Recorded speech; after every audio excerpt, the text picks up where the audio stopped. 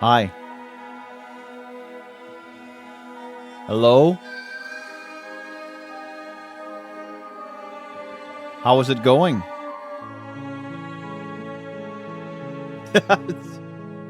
That's right, Daddy's here. What's going on, children? Are you ready for another adventure? Out in the woods? We're going to a cabin.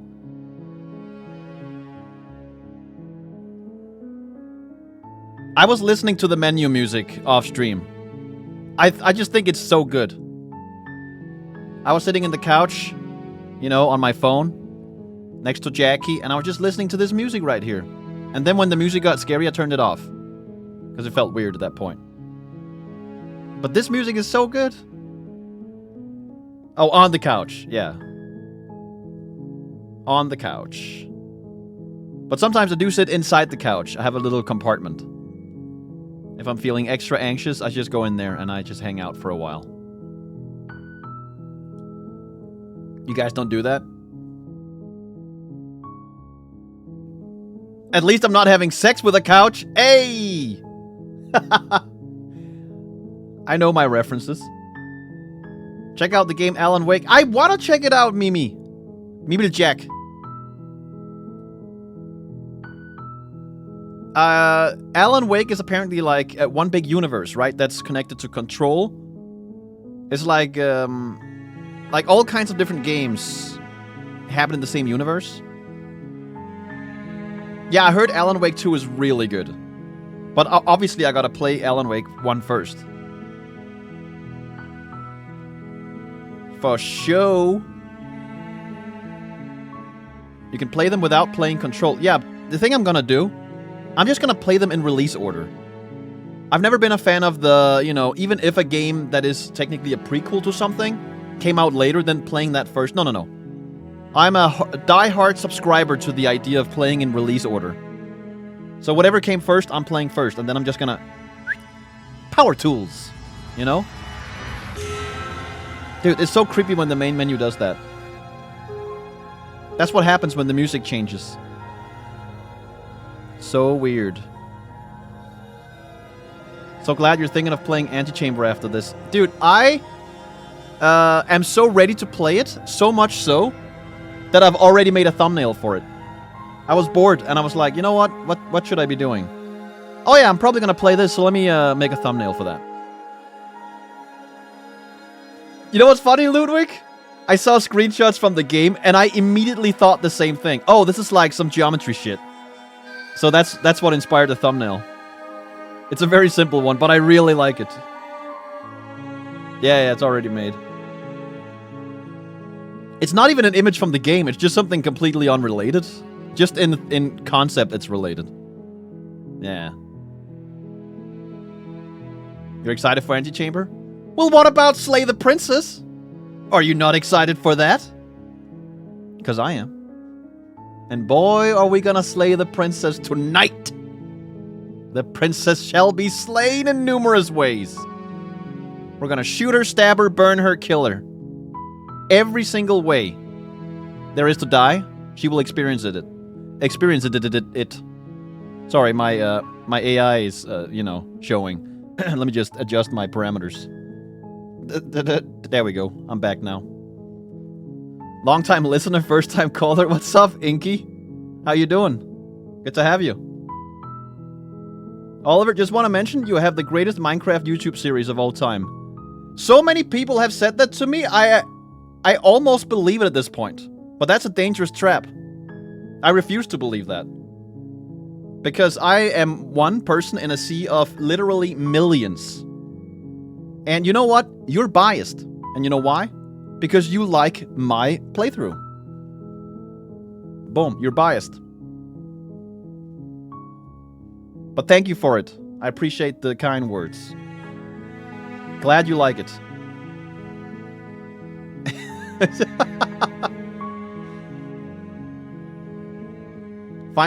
Glad to finally catch you live. I know I'm not live a lot. I want to be live more in 2026. That's one of the things I'm gonna change. I'm gonna shift over to a bit more streaming than local recording.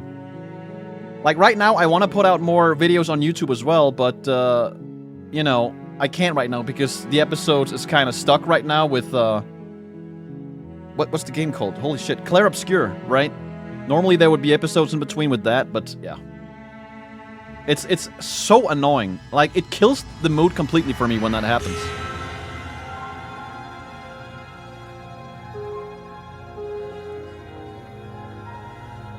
So yeah, we're just gonna play other games, and whenever Clair Obscur has gone through the copyright shit and it's all clear, you know, it has the all green, then I release all of it. I don't want to be stuck on episode, I don't know, whatever, 17, you know, and then there's not gonna be an episode for a couple months. No. I'm gonna wait until everything is cleared, and then I will release it.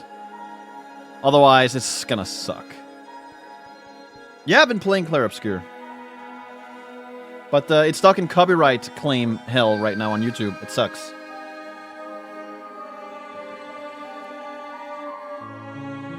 My resolution is to continue to be not dead. That's a good one. That would suck. You know? Hey, Wendy. Love the content. Keep it up for this American plumber. I need things to listen on the job site. You know, we're gonna be at war soon. So I'm not sure we can be friends. Our countries are going to war. I'm kidding. How's Kitty? She's not a kitty, but she's good. She's happy. Yeah. Oh no. I was just reading some of the news and it's just hilarious. Some of the stuff that's going on in the world right now. Cat is great, thank you. Yeah, FNAF is Five Nights at Freddy's. I actually had that at the poll, last time I made a poll. Maybe I'll put it up on a poll again sometime. Trash Dane, you're half Greenlandic? No way. That's cool. So you're like, 1/2 divided by 50,000. I guess. Of the population of Greenland. Yeah, Isaac was also on a poll. Actually, there's been a lot of games on polls. A lot of games people really want me to play, but they're just not winning the polls, so, you know. When are you gonna play Minecraft again? I don't know. When I feel like it. I'm not sure when that will be. You know how it is. Or maybe you don't. If you play Minecraft or any other game that you like a lot. You take a break and then you get that urge again. And then you go back in and you know. Where can the polls be found? I put them on the Discord or in a YouTube status update. Community update. Usually. But there's no polls right now. It's just something in the past. Oh yeah, Shadow of the Colossus was also on a poll.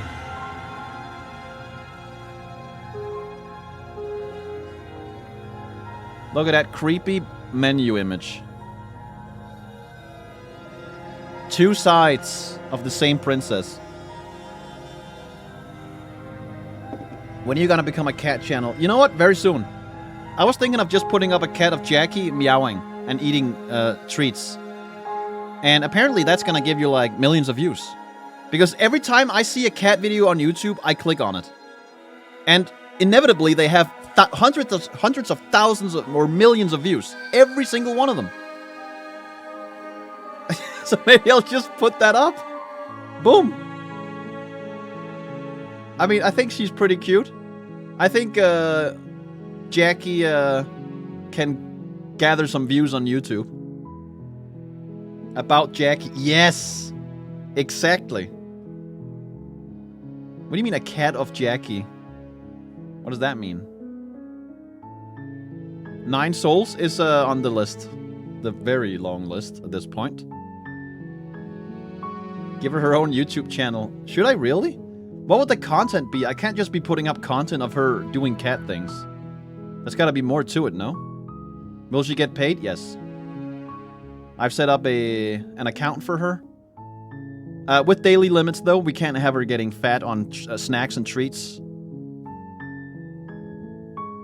Honestly, I wish someone higher up would put like a daily limit on my calorie intake. Like, parental guidance saying, no, you've eaten enough today. No more. Sometimes that could be really helpful. Night in the Woods? I think that may be on my list. I'm not sure.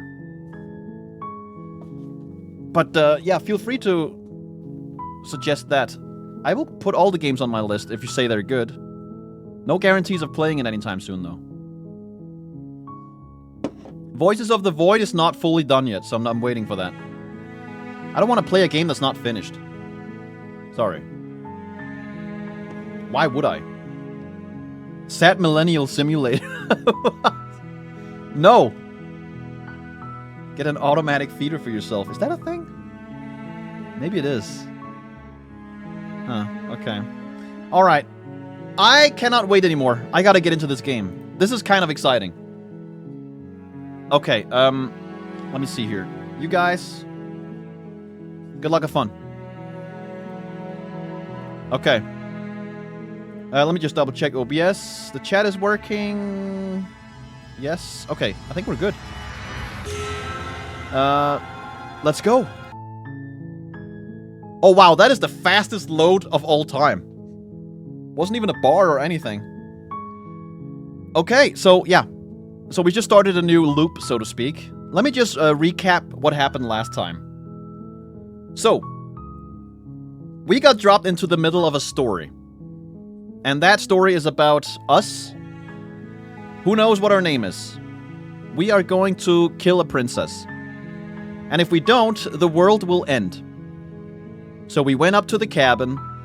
We grabbed the knife. Not at first, but eventually we did. And we went down the stairs to kill her. Turns out she's very persuasive.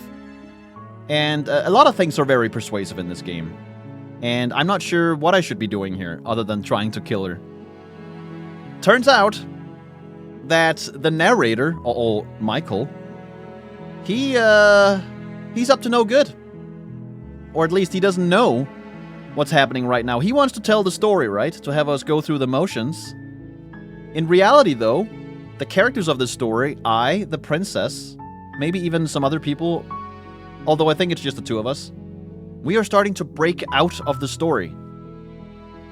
Out of the page. We're jumping out of the page into whatever. You know? And we're trying to get as many perspectives as possible so that this can happen. That's where I'm at right now. Of course, there's more to it, but I just, wanted to quickly do a recap there. I've already said all this. So we're just gonna skip through that. Wait, it says skipping. Oh, yeah, right. We gotta just click one of these.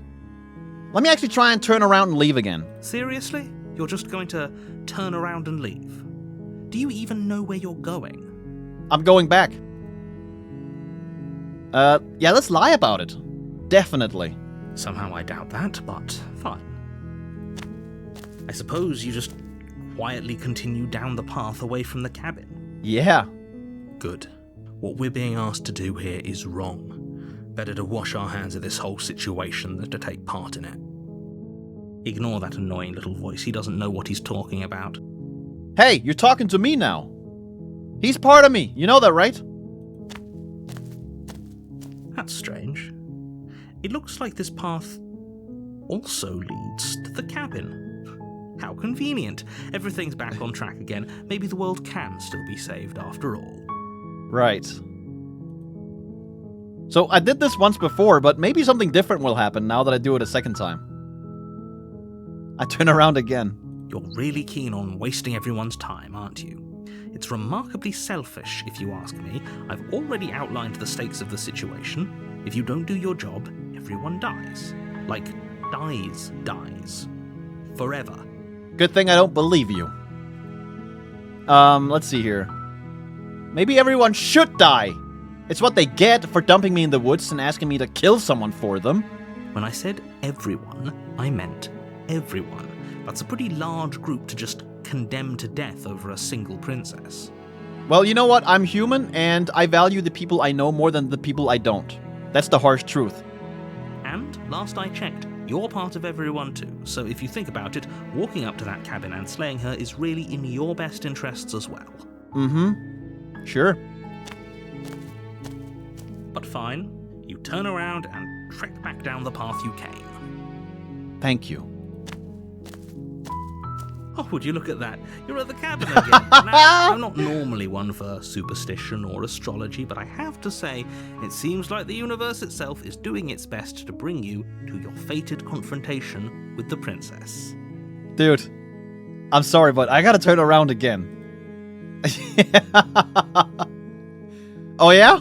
Well, I guess I start walking in a different direction. Again. In fact, I'm gonna just keep trekking through the wilderness until I find a way out of this place. There's always a choice. Let me tell you right now that you're making the wrong one for pretty much everyone who has ever lived, as well as for everyone who ever will.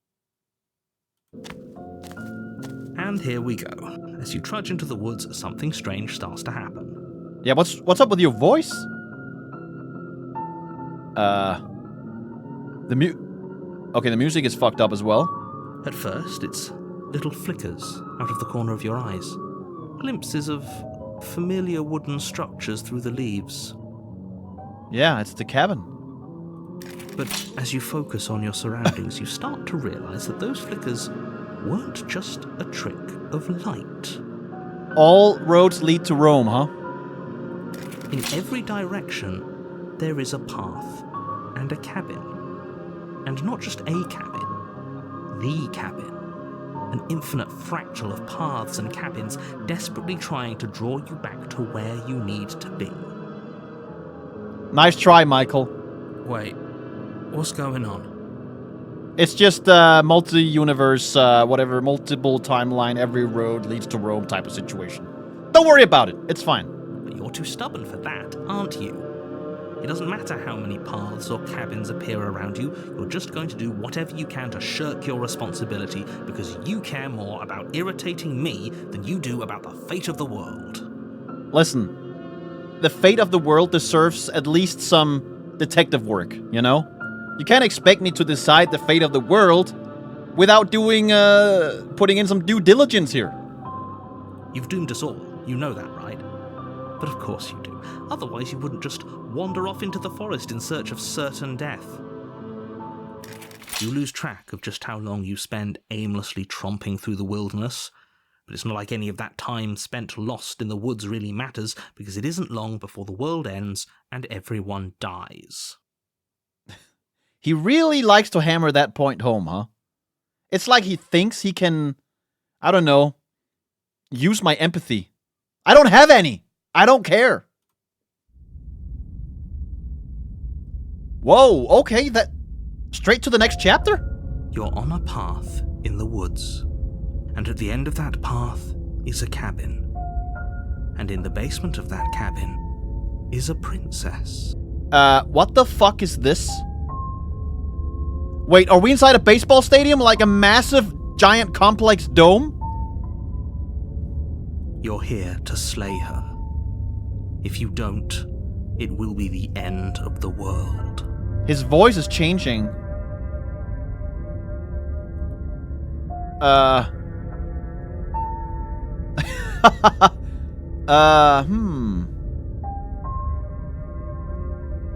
this is interesting.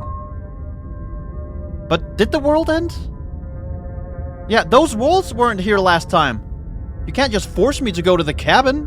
What are you talking about? I'm sure those walls have always been there. It makes sense if you think about it. If there weren't any walls in the woods, someone might have gotten lost. Or, heaven forbid, someone other than you might have stumbled onto the princess. Why would that be a problem? If he doesn't remember what happened, then maybe it's best to keep it that way. Right. I don't know. I think it's more fun if he knows what we're thinking. He's like a captive audience. I like these different voices in my head. Contrarian. Is that from the last time? I'm not sure. He might have walled off everything but the path to the cabin, but I'm sure there's plenty of other ways we can ruin his day.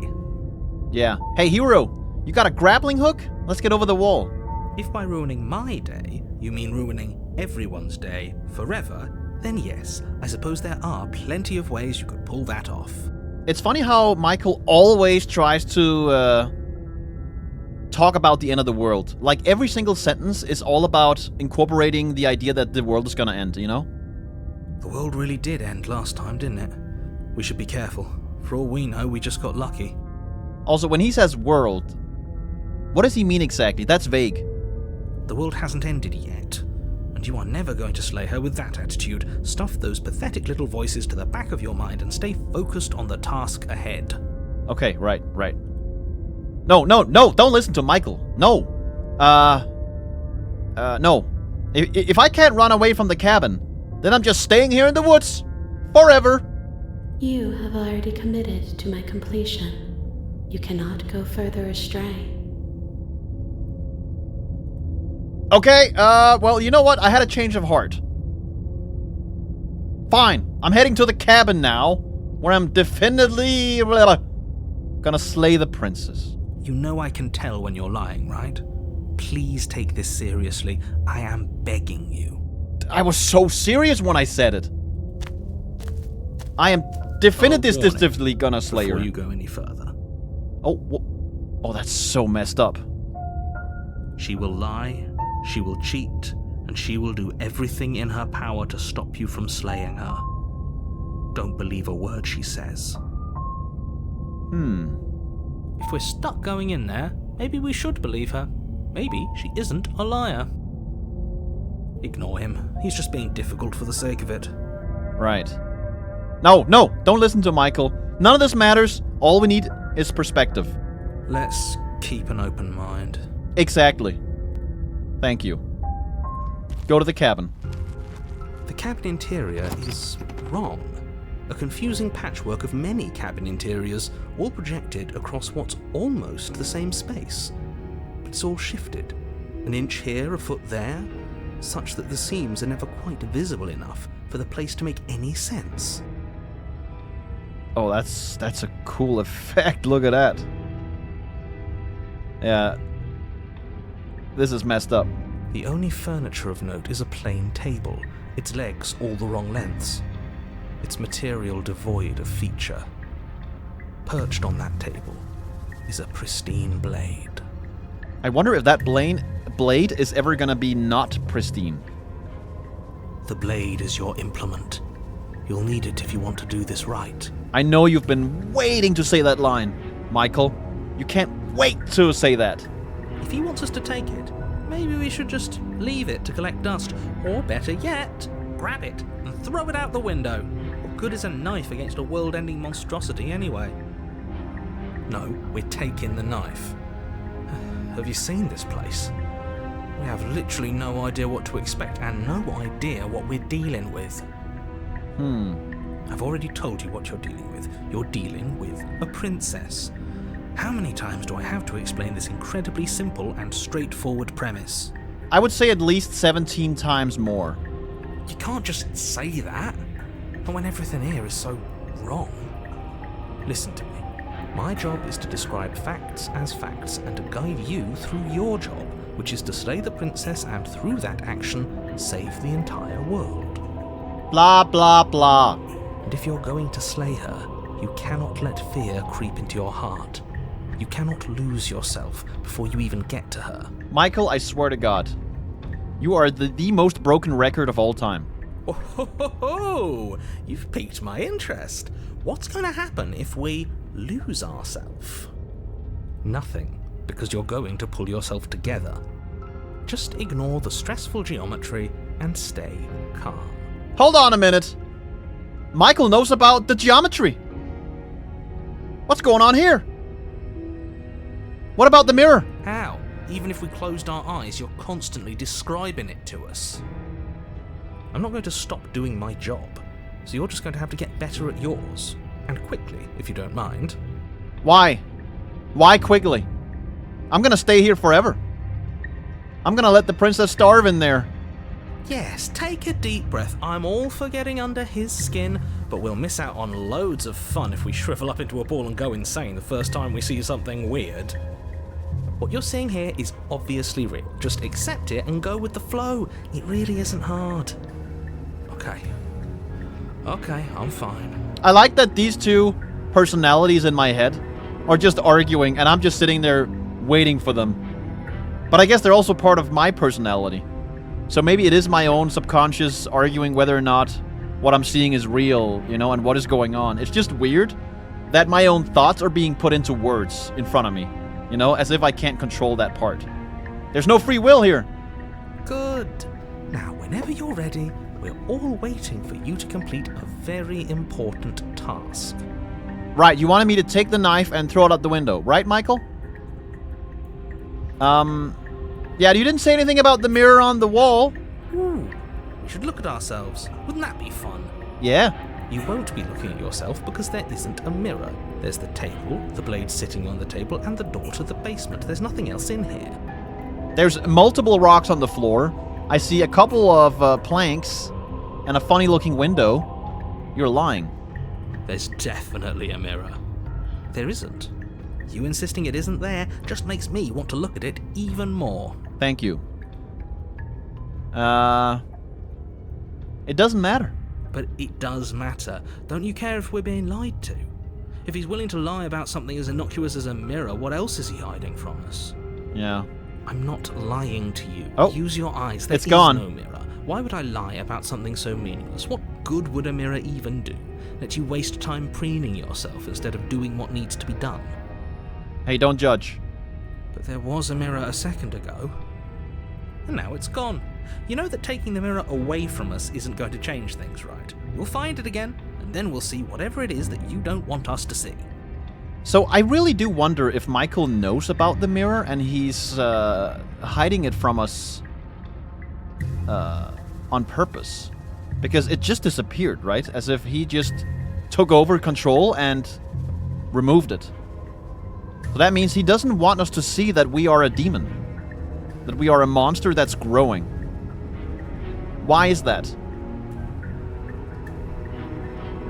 Why is that? We're taking the blade. You take the blade from the table. It would be difficult to slay the princess and save the world without a weapon. My fists are weapons, though. Okay, fine, you took the knife. But you really shouldn't hold it like that. Like what? Then how are we supposed to hold it? The other way, thumb at the bottom. We'll look much cooler and more serious if we hold it with our thumb at the bottom. It really doesn't matter how you hold the blade, as long as you have it. Just make a choice. You know what? Let's be cool and hold the blade with our thumb at the bottom. You switch your grip on the blade. Oh! Congratulations. Dude, the cursor changed. That's awesome. Did you notice that? Look at the cursor in the center. It's opposite now. That's amazing. Yes! Isn't this so much better? Okay, fine. You're right. This does look a lot better. It really doesn't matter. Just get on with it and deal with the princess already. I feel like Michael is sick of us. Let's throw it out the window. Yes! Do it! Seriously. You throw the blade at the window, glass showering the cabin as your weapon flies out into the night. I suppose you'll just have to deal with the princess without it. He must be so annoyed. You know what this is? Michael is like a dungeon master in a D&D game, right? And I'm just the annoying player who keeps doing exactly what he didn't prepare for. And then when I try to do things that he didn't prepare for, he railroads me into doing what he planned, you know? We'll be fine, don't worry about it. What's the worst that could happen? The world ends. Been there, done that. True! I'm not so sure. This place is already messing with my head. It would be much better if we had a weapon. What's done is done. Good luck, hero. Alright. I mean, we have our fists. Those are certified weapons. The door to the basement creaks open. Oh my god. Revealing a web of branching staircases all built from unidentifiable materials. No, that's definitely marble. Yep, that's marble. But that is messed up, so very fractal. Let's head to the right. Nothing here seems to belong. And the closer you examine your surroundings, the more confused you get. Your head throbbing with the effort of making sense of this place. None of the stairs even seem to go anywhere, let alone down. Oh no, Michael, that means we can't get to the princess and slay her and save the world. Oh, you messed up now. I better head back into the cabin. The air here has a sickening, almost sludge-like miasma to it, the kind of indiscernible quality that comes from the blending together of every scent there is at once. An odour that is simultaneously everything and yet the sum of it all coalescing into a thick, nauseating nothing. I really love this description. If the princess lives here, slaying her is probably doing her a favour. I forgot about that part. Of course that had to come in there. Her voice, a disquieting collage of tone and personality, drags up the stairs. Oh, really? I get... Okay. Hello? Hi. What are you doing here? Are you here to kill? Yeah! It's me. No, thank you. Oh, don't be such a baby. I don't want to do this. Let's just turn around and leave. This feels wrong. This feels like a trap. Like whatever we do, we're gonna die. Some hero, this guy, huh? Jesus Christ. Pull yourself together, man. We don't even have a weapon. We don't need one. But we already tried turning around and leaving, didn't we? And he threw up a wall. No way to go but forward. And whatever choice we make, whatever she is, we know one thing for sure. What's that? And what's that? That the fate of the world hinges on your success? Oh, stop saying that. There'll still be plenty of ways to ruin his day. Nice. Nothing would please me more than to ruin Michael's day. Oh, we actually get to choose. I guess I'll take the soft stairs to the right. You step to the right. The path feels soft and reassuring against your feet. The stairs almost seem to cradle you as you make your way down, like they're guiding your heels from one step directly to the next. You barely have to extend any effort to descend, the stairway doing most of the work for you. You don't feel like there's any concern that you might slip or tumble or lose your way. Huh. I just imagined someone just standing still, like suspended in time and space, and then this staircase was doing the up and down movement, making it seem like you were walking down the stairs. How would that even work? Because your right and left foot had to go up and down, so it would have to... I don't even sure how that would work. Imagine that. Huh. But the further you go, the deeper you sink in. First, it's like a lovely plush carpet, your toes digging down and barely hitting any resistance at all.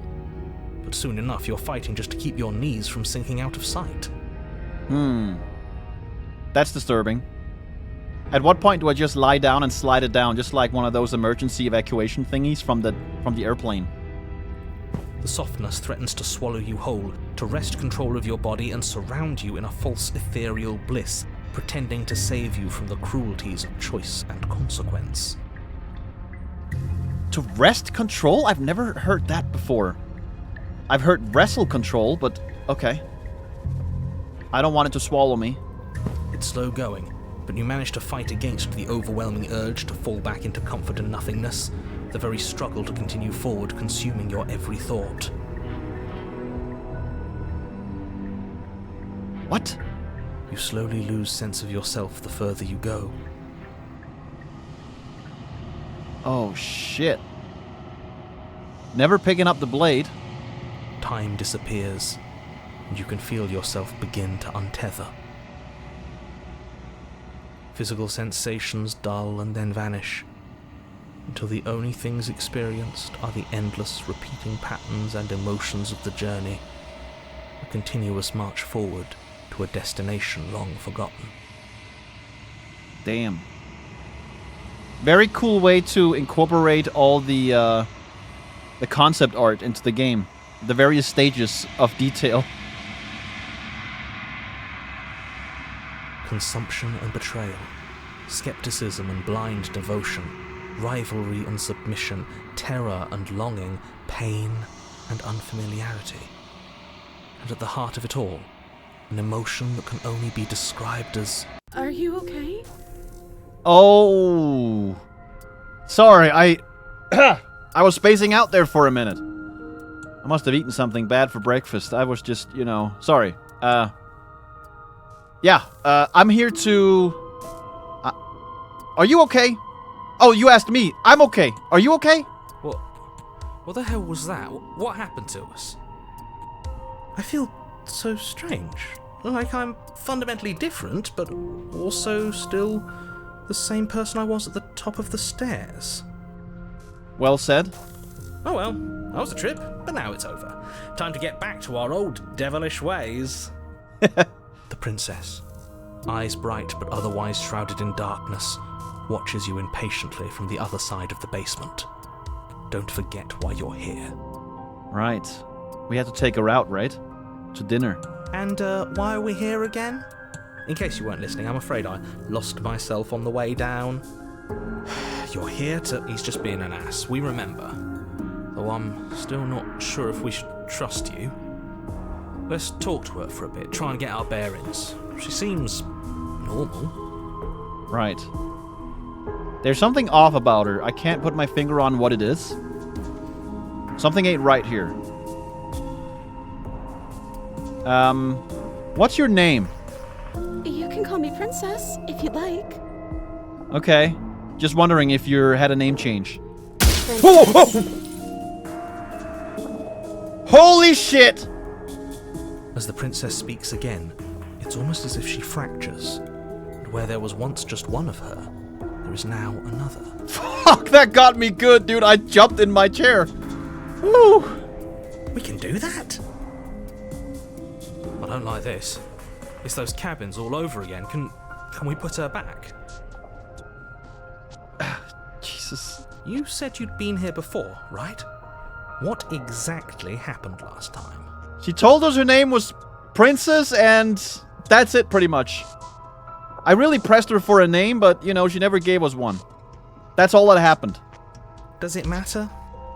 Yes, it matters.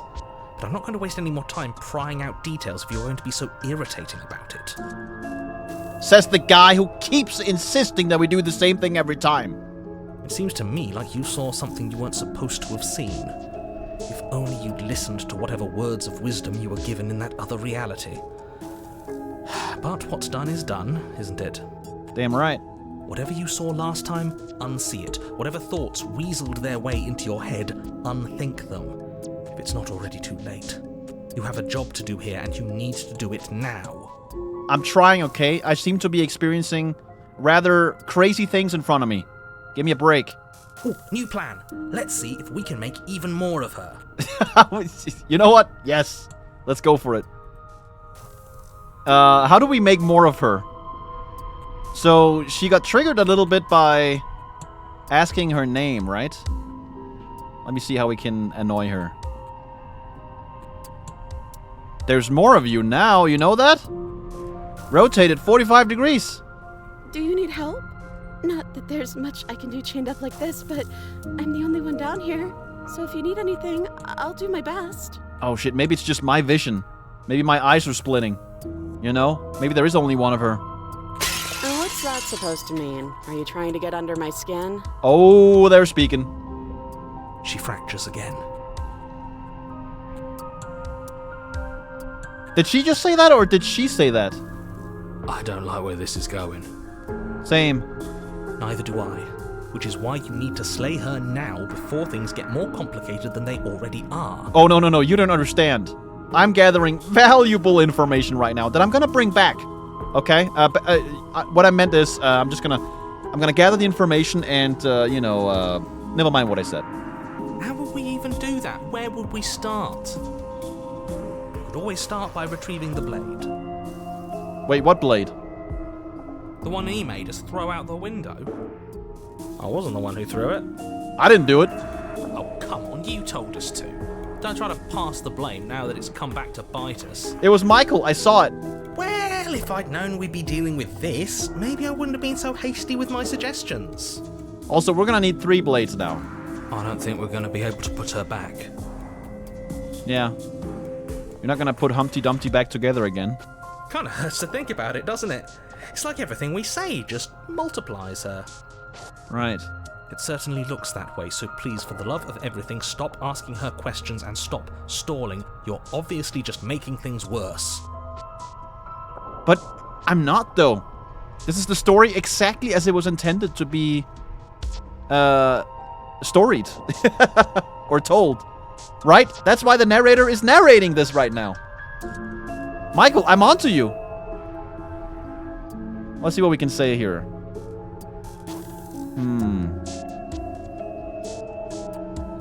Wait, why is all of this one option? Huh? Try and free her? I don't know what you are, but I can't trust you. Leave her in the... Wait, what? Regretfully think about that time you threw the blade out the window? Is it because there's fracture down here? I kind of want to pick that option. So to the left one, I'm saying I'm getting you out of here to try and free her. To the middle one, I'm saying this, and then on the right one, I'm saying that. Wait, that's not right. Go on. Take a step forward. Oh! Your foot lands, but it lands different. You experience a firm footfall, a gentle tread, a confident stride. Oh, that's confusing. You can feel yourself rupture. The room spins, your perception multiplying in a sickening kaleidoscope as your very self is pulled in incomprehensibly many directions. Oh, shit. You find the blade suddenly in your hands. All at once you use it to strike at her bindings as you remain upstairs and slay her and leave her to languish alone. Where'd the blade come from? Oh man, this is crazy. Look at this demon hand. Is this what the end of the world looks like? What an unbearable mess. But this... we can't... Oh my god. Do you not have anything witty to say? I could use a good bit of wit right now. I'm all out of wit. This is nuts. Looks like there's still 3 of her here. Oh, that's messed up. No, I don't, because this isn't fun. How are we supposed to have fun if everything is happening at the same time? It's the same as nothing happening, and nothing is excruciating. That's a decent point. Luckily for all of us, nothing and everything doesn't go on forever. The world and the princess collapse in on themselves before it all... Oh, his voice disappeared. falls apart? Oh, so he did stab her. I think he's gone. Yeah. We were never going to salvage this, were we? What happened to us? What are we? There are parts of us that are dead, and others, they just don't fit. They just don't fit. You know what? I'm happy, sad that it happened to you. We can feel them moving around in spaces they don't belong. It's all so uncomfortable. Oh my god, she's merging! Look at that shit! Ew, what the frick? Look at the skin! Did you do this? Did we do this? Can you pull us back apart? Fix us? Oh my god. I'm getting out of here. We should help her. I think we did this. Nope. Let's leave. How surprisingly sincere. I didn't actually think our actions had consequences. It's a little late for regret, isn't it? Please. Oh man. Just no. I say nothing. I'm just observing and recording everything around me to bring back to the All-Mother. Oh yeah, here we go. She got sucked in by the hand monster. You'll never know if she hears your silence. She's gone, and your memory returns. She's gone. Where did she go? Should we try and find her? Nope, she's gone. Oh, there's that mirror again. Why is it here? Why now? I have a feeling that whatever we just recorded and observed and are sending back in packages to the All-Mother is not going to be of any help. In fact, it's going to make it worse. Because this doesn't make any sense. I don't want to talk to him. Just approach. Okay. This doesn't feel right. It feels different. Final. It does every time. Yeah, Don't look at it. I don't like that thing. You don't like yourself? The voices feel small, distant as you approach. Oh, so my multiple personalities are sort of fading away as I approach the mirror to see who I really am. Because the one I see in the mirror, that is who I am. And I'm not one of the other ones in my head. The one I'm seeing there is me physically. Silence as you reach forward. They're gone once again. The mirror always makes them leave. But you need to see what's in it. You've unraveled? Oh my god. What the hell are we?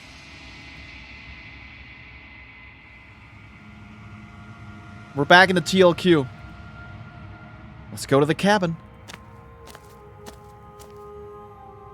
Oh, what the frick is that? Oh, are those knives? All of them. It's like a pincushion, but with knives. You're at the cabin. Approach. There's a world beyond the endless walls of the long quiet. We're supposed to be there. I know. Do you know what we'll find out there? We will find hamburgers, freedom, and all kinds of other things. Trust me, it's a great world. I don't know why I was defaulting to America there. Let's see. There's trees and stars, and there are people, I think. At least there are supposed to be people. There is a warmth and sadness in me at the thought of people. Fresh tears on a winter's day. They are not like us. They do not last. You don't know that because you only know what you know. Okay? So whatever you know right now is not the real no, it's the false no. So to that I say no. She only knows what's inside the story. She can't possibly comprehend what's outside. Do you know what's gonna happen when you awaken, huh? No. The point of awakening is to find out. I'm glad you said that. Because if you were about to spout some bullshit again, I would be mad. When you send me back, I'm not alone. There are voices that speak to me. Heroes, contrarians, Egyptians, all kinds of people. Some of them are me, but one of them is something else. I call him the narrator, and he wants me to kill you. Do you have a narrator? Have the vessels had one? No. Their thoughts are quiet. Do you think your narrator lives in the spaces beyond? That's a good question. Let me think about that. I thought about this last time too, but I need to think about it again. A narrator in a story is that not the writer? I guess when you think of a book, the narrator is the writer, right? But when you think of a movie, there's usually like a narrating voice. That is not the writer. It's a character in the story narrating what's happening. And that guy was written by a writer. So I don't know if he lives in the spaces beyond or not. Huh.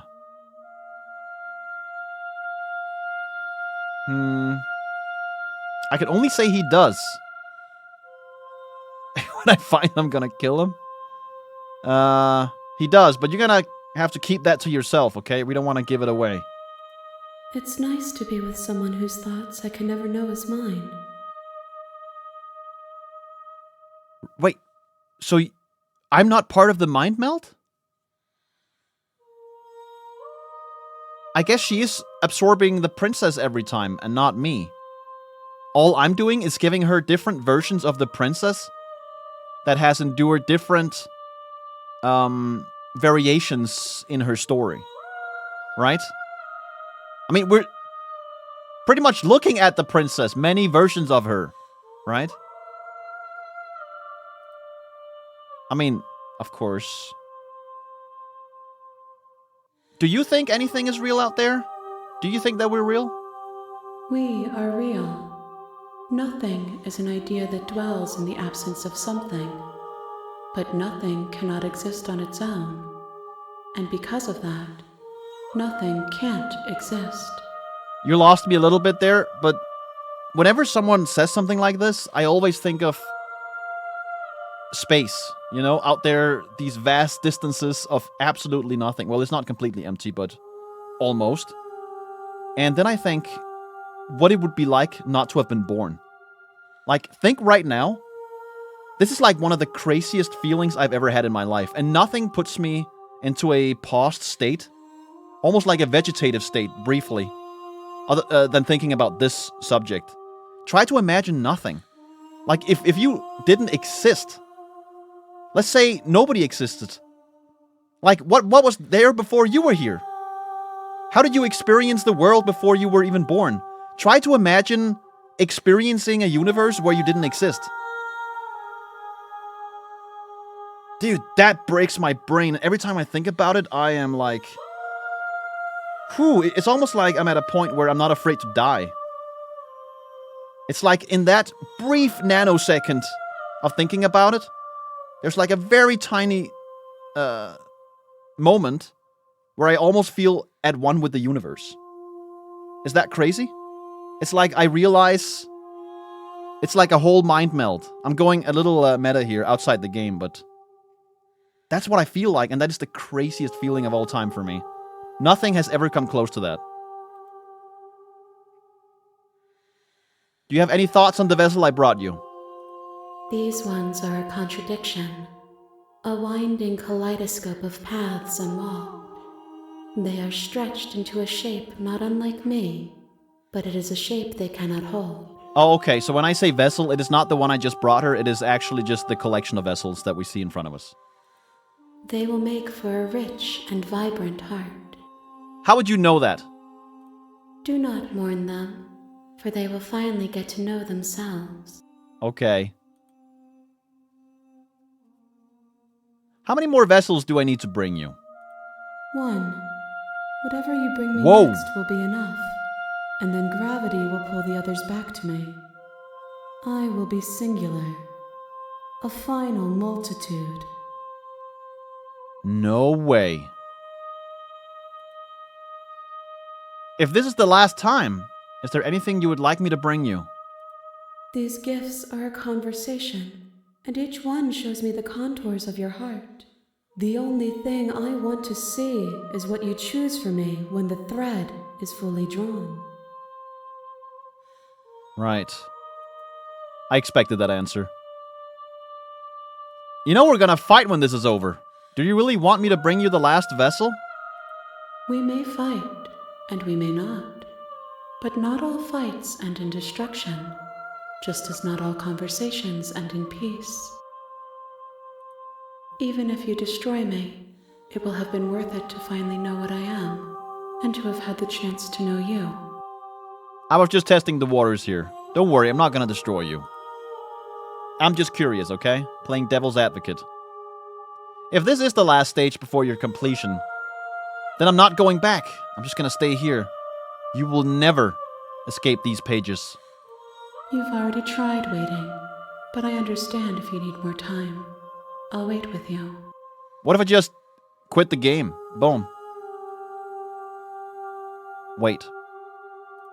I will see you when you return.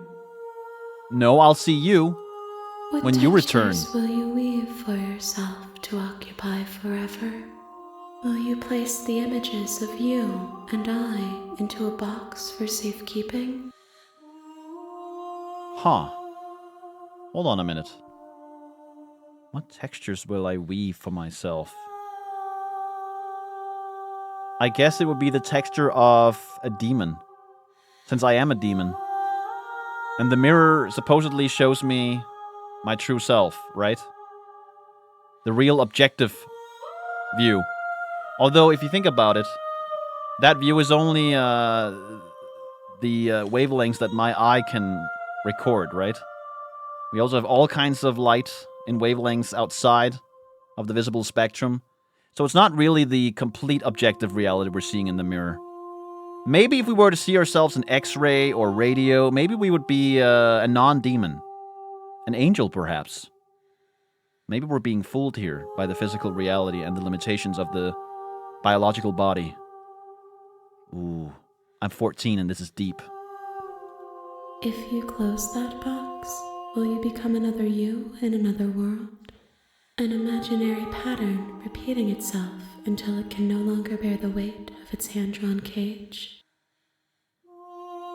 Maybe. Huh. You close that box, will you become another you in another world? I mean, if I were to write the exact same character, is it then the same character? If I were to replace all the rivets and all the planks of the ship, is it still the same ship? You'll always come back to the box, because you'll always want to know what it means to be you. I will be here waiting by your side until you're ready to return to mine. Okay, this is getting a little too abstract for me. What happened? I think... Wait, did the game crash? Was that on purpose? I don't know what just happened. The game has crashed. What the fuck? I wonder if that is on purpose. I broke her brain. I'm 14 and this is deep. I out to me. More than her, you know? Though you were gone mere moments, I never left your side. Holy shit, it was part of the game. I opened the game again. What the fuck?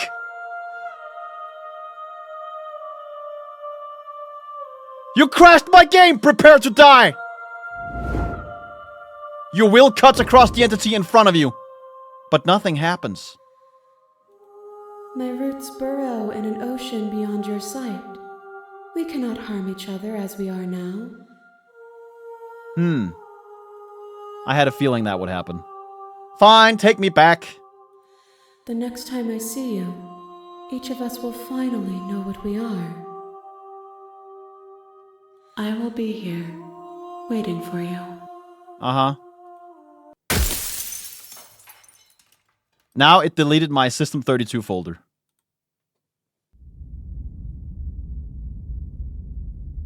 The hero and the... We're back to chapter 1. You're on a path in the woods, and at the end of that path is a cabin. Oh my god. And in the basement of that cabin is a princess. What if he were to say there's a prince, just out of the blue, and then there's a prince down there instead? Wouldn't that be funny?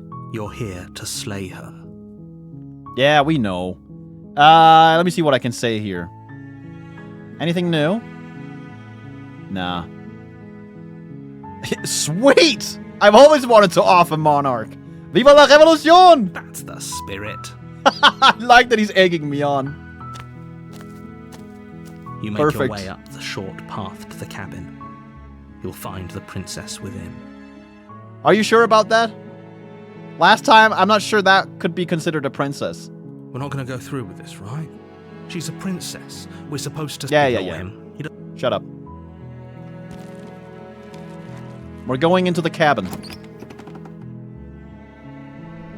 The interior of the cabin is almost entirely bare. The air is stale and musty, and the floor and walls are painted in a fine layer of dust. The only furniture of note is a plain wooden table. Perched on that table is a pristine blade. Am I the only one who looks at this blade and is, like, filled with anxiousness? Because it is placed in such a way that it could fall over at any moment. Look how close to the edge it is. I don't like that. Put it in the center of the table. It's bothering me. The blade is your implement. You'll need it if you want to do this right. You know what? We're gonna slay this princess once and for all. Take the blade. You take the blade from the table. It'd be rather difficult to slay the princess and save the world without it. Go. The door to the basement creaks open, revealing a staircase faintly illuminated by an unseen Slaying her is light. probably doing her a favor. Wait, this is all the same we've had before. Hey, just, checking in on you. Oh, it's been so long since anyone's come down here. I was starting to think they'd forgotten about me. Oh, no. You walk down the stairs and lock eyes with the princess. There's a heavy chain around her wrist, binding her to the far wall of the basement. She's so coldly beautiful. Is she really a threat to the world? This guy is just so easily swayed. Focus on the task at hand. And there you are. Are you here to kill me or something? How did you know? Steel your nerves and step forward. You step forward, your grip on the blade tightening as you steel your resolve. Oh? No talking then? Fine. What even makes you think you can kill me? I'm probably chained up in this basement for a reason, right? And if that knife is the only weapon you have, you'll have to get close enough to use it. Don't worry about it. So, you should just drop it. Best not to risk finding out what I can do. She's unarmed. If you hesitate now, it'll be too late. End this.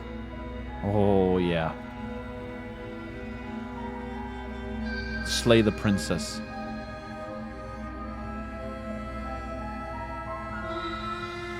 You lunge forward without a moment's hesitation. You feel flesh easily give way and look down to see your blade already sinking deep into her heart. Oh my god. Oh, Yeah. this is it, isn't it? It sure is. After all this time. I'm almost embarrassed. I should have seen that coming. But I have to wonder. Do you actually believe this was enough to kill me? I knew it! It's like she's convinced she can't die. It's probably because she's written that way. Yes, even as she lays there dying, she entirely believes herself to be alive and well. But it's over, isn't it?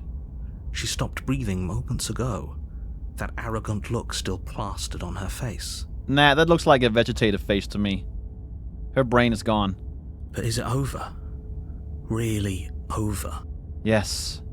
She's dead. Yeah, of course it is.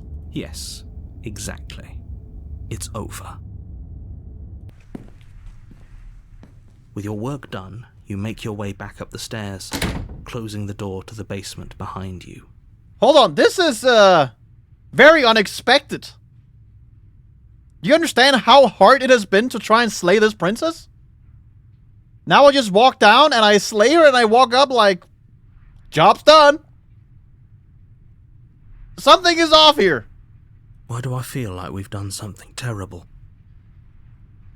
You did kill someone. Greater good or not, something would be very wrong with you if you didn't feel at least a little bad. But it was for the greater good. One of these days that will sink in and help ease your guilty conscience. So you say, Michael.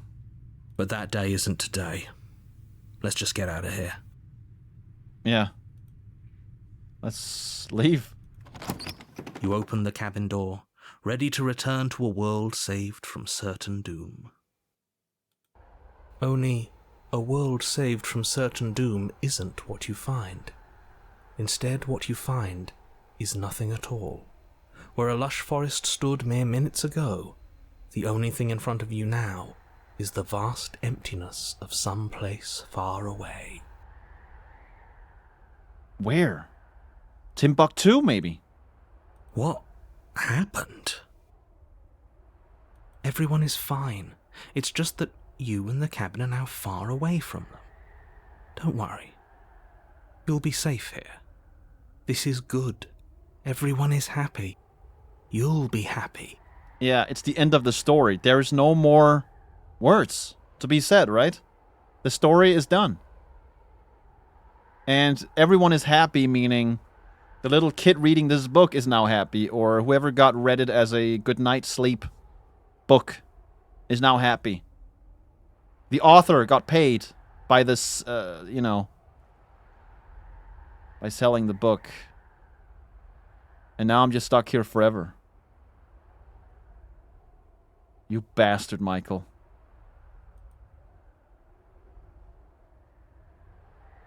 Oh. Okay. That's bullshit! Let me out of here! What's done is done, and there's no going back now. This is what's best for everyone. Trust me. Time passes. You can't be sure if it's days, or months, or years, or even decades. It's all a wonderful, boring blur. You've never been happier. Jesus. Psst. Hey. We're not just gonna stay here forever, right? No, we're gonna have to eat the princess. We're gonna have to consume her body for nutrients. This is the only way. It's like that airplane crash in the Alps or whatever. Oh no. Hell no.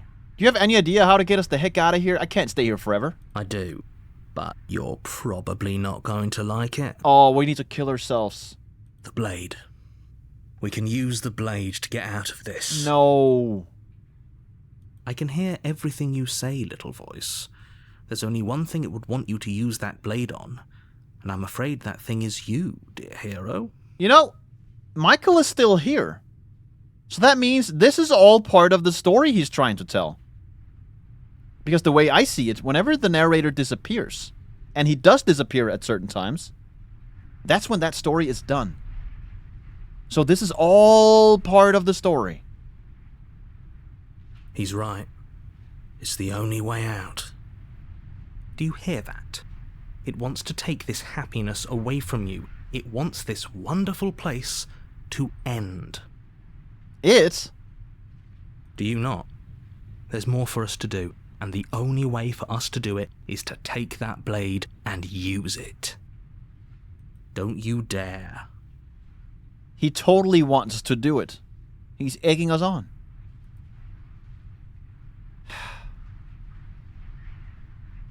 Wouldn't using the blade, kill us? Wouldn't we be dead? How astute. You are absolutely correct. Using the blade to kill yourself would kill you, and you shouldn't do it.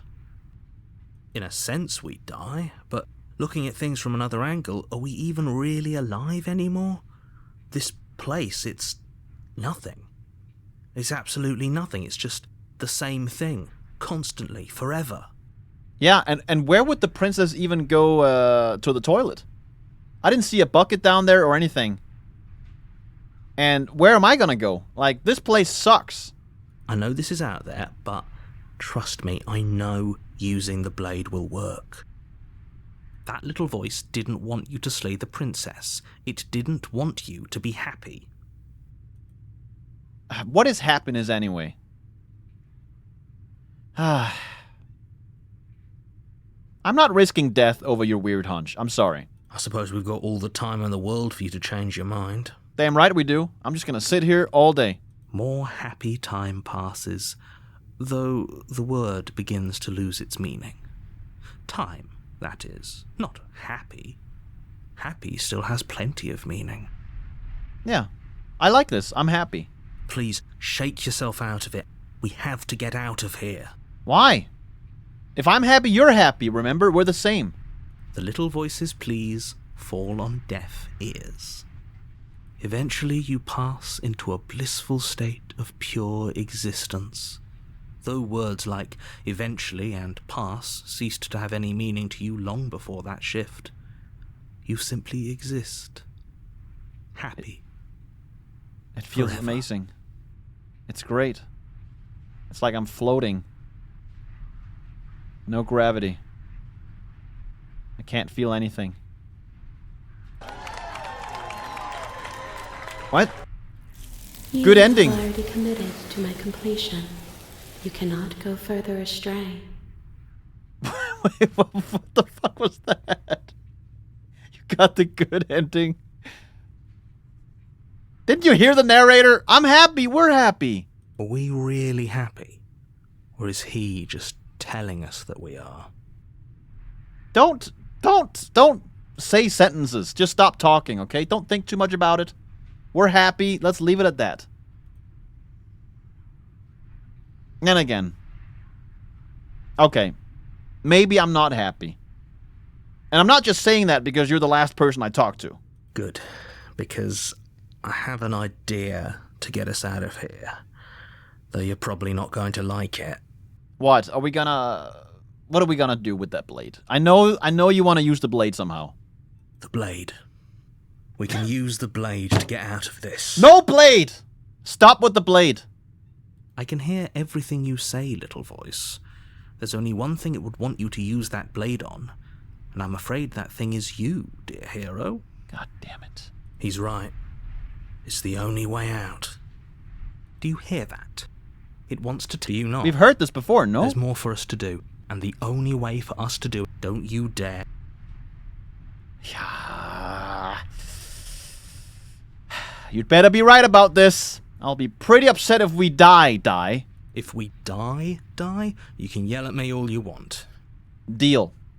And I also get to kick you. I made this happy little place for you. Is this not a good enough reward for saving the world? An eternity of bliss? You ingrate? Oh, he mad now. Fine.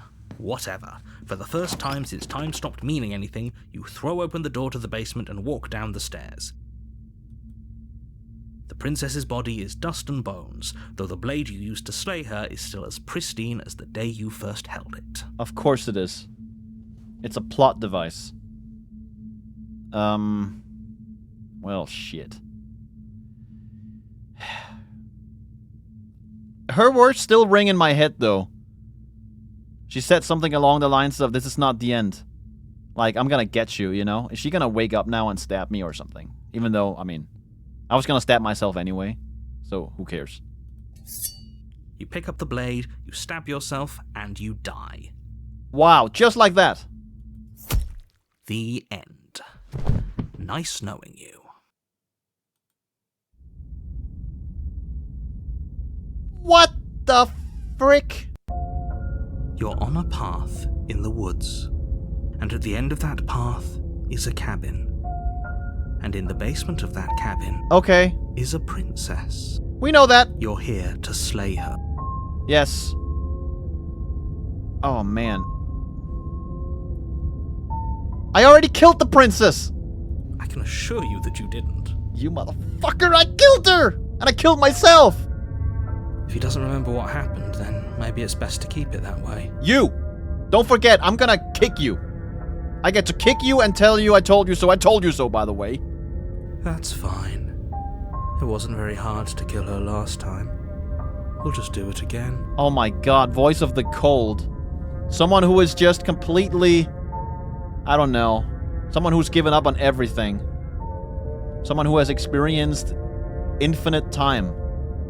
Well, if for whatever reason you're going to insist that this has happened before, at least your heart's in the right place. Oh, Michael. Let's turn around and leave. You have already committed to my completion. You cannot go further astray. Test me. Oh, I can't. Okay. I'm going to the cabin. A warning before you go any further. Can we burn down this cabin? She will lie, she will cheat, and she will do... She won't Sure. be a problem. We know that. Let's go inside. The interior of the cabin is cold, a soft odor of dirt permeating the air. Cobwebs flutter in the corners. You can hear wind whistling outside, banging the shutters against the windows.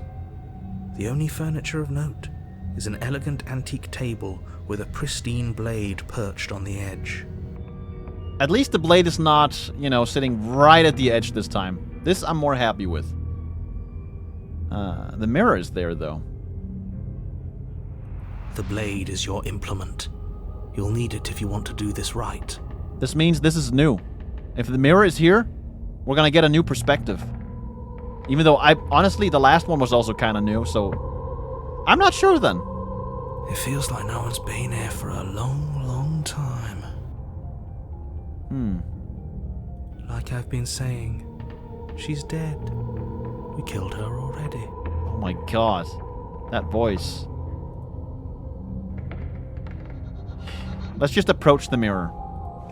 You walk up to the wall next to the basement door. It's a wall. There isn't much to see here. What are you talking about? This isn't a wall. It's a mirror. Or at least it'll be a mirror once we wipe off that layer of grime. Maybe we can finally do it. You reach forward and rub your hand against the cabin wall. I hope you know how ridiculous you look right now. I mean, I do look kind of ridiculous. But there was a mirror a second ago, and now it's gone. Let's not spend much longer worrying over it. Clearly, it's not even important enough to be acknowledged. Man, get out of here with your negativity. Just because you've experienced infinite sadness doesn't mean it has to be all sad now. Come on. Just kidding. Let's take the blade. No. Enter the basement. Killing her does nothing. We've confirmed that. The door to the basement groans open, revealing an old banister and a creaky wooden stairwell. Everything is coated in a thick layer of dust, and you can feel it settle into your lungs as you breathe in the stale air. The very building itself feels dead. If the princess lives here, slaying her would probably be doing her a favor. The narrator is sounding a lot like The Cold now. Or maybe Michael is just really getting into it. This is one of his favorite passages. The room below is silent. Nobody's here. Naturally. She's there.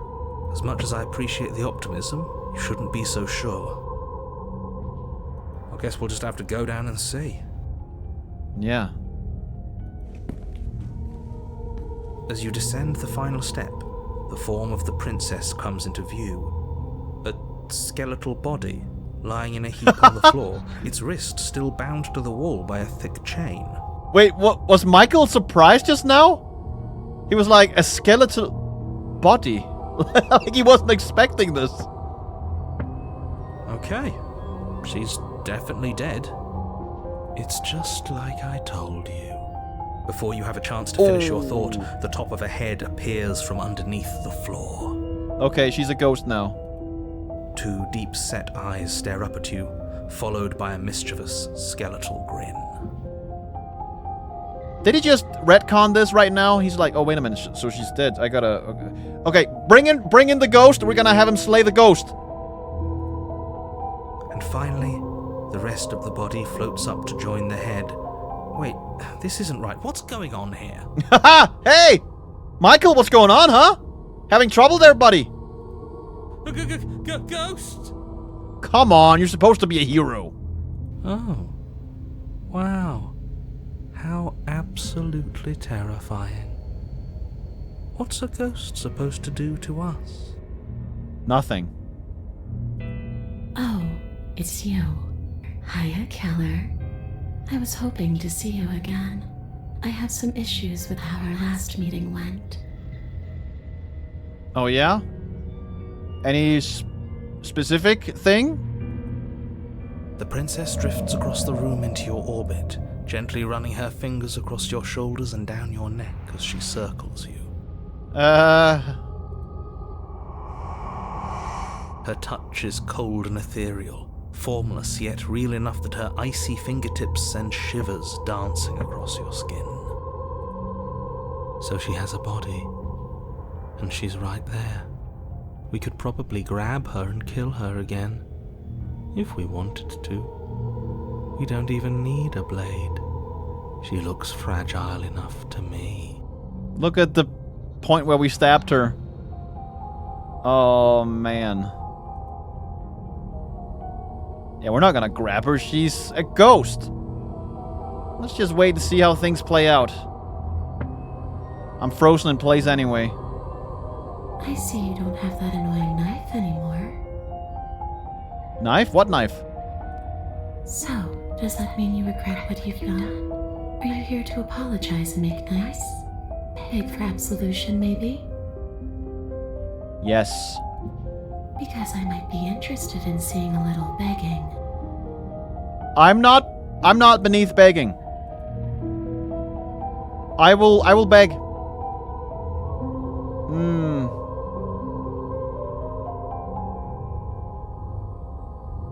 I'm sorry I killed you last time. I shouldn't have done that. Too little, too late. But you can still make things right. Just don't kill me. Don't hurt me. She's not in a position to bargain with us. You don't have to do anything you don't want to. Right, she's a ghost, right? She can't hurt us. We don't have to do anything, but maybe we should. We did kill her. Wouldn't it be the moral thing to help her now that we have another chance? Yeah. When a hero slays a monster, does he apologize to it? Probably just the hero. No. Yeah, you would. So don't try to make things right. She was going to end the world. You didn't do anything wrong, aside from apparently killing yourself, and that doesn't have much to do with her. Oh, but it does, Michael. I wouldn't be here if it wasn't for that. There's so many things I can say. What the fuck?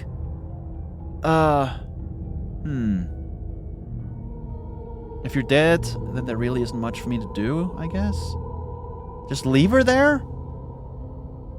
Okay. Clearly slaying you isn't gonna work. What do you want? I want what you took from me. A life. A real life. I just want to go home. I'm afraid we're past that. A way back to where I belong. This place won't let me leave. At least not alone. Not alone. I've tried. Before you came back to me, I explored every inch of this place, even the spaces between the walls. But I never found a way out. I always wound up right back here. It's because it's a love story. You need me. And I need you. We need to overcome this. Maybe we should just leave. If she can't get out on her own, then why do we have to do anything? We could probably walk out right now and everything will be fine. Hasn't got out and can't get out are two very different things. Oh my god, Michael, you are annoying. It'd be dull anyway. It's more interesting if we make a choice. But you can come and go as you please, can't you? So, let me hitch a ride. Yeah. She wants to be absorbed into our body. So what does that mean? Hold on. So, this is all connected, of course. But she was... what do you call it? She was imprisoned with one chain. And there was always a loose chain hanging on the wall. And I concluded that that chain was for me. The other side of her. I think we may be two sides of the same coin, in a weird way. It's hard to explain, but... I mean, I'm a demon, it seems, and she's a princess. Maybe she's supposed to represent goodness, and I'm supposed to represent darkness. You know, I'm here to kill her. She's just an innocent princess, it seems. I don't know. Whoa! Fuck, that got me good. I was looking right at her face when I pressed. Damn, that was so loud in my headphones. I guess I do owe you. Freak. Absolutely not. Is she asking if she can possess us? Don't word it like that. She wants to get absorbed, okay? Think of it like, I don't know, a photon getting absorbed by an atom, taking up electrons. Same thing. She is. But I hope I don't need to explain why you can't let that happen. It would be catastrophic if she managed to escape this place. And if you let her in, there is very little anyone could do to stop her. It has to happen. Would she be able to see us if we went along with it? Probably. And we could see her. Now isn't that an interesting thought? We could finally bring her face to face with him. Oh. I wonder what she would have to say to the one who wants her dead so badly. Oh, that is interesting. I am disconnected from the whole loop here, right? I have the ability to retain some memories. So if she's part of me... Oh yeah, that's interesting. Maybe she can also bring me out with her, out from the book. You won't like how things play out if you go down this path. Try me. What if I say no? Then I won't hit your ride. I guess that makes sense.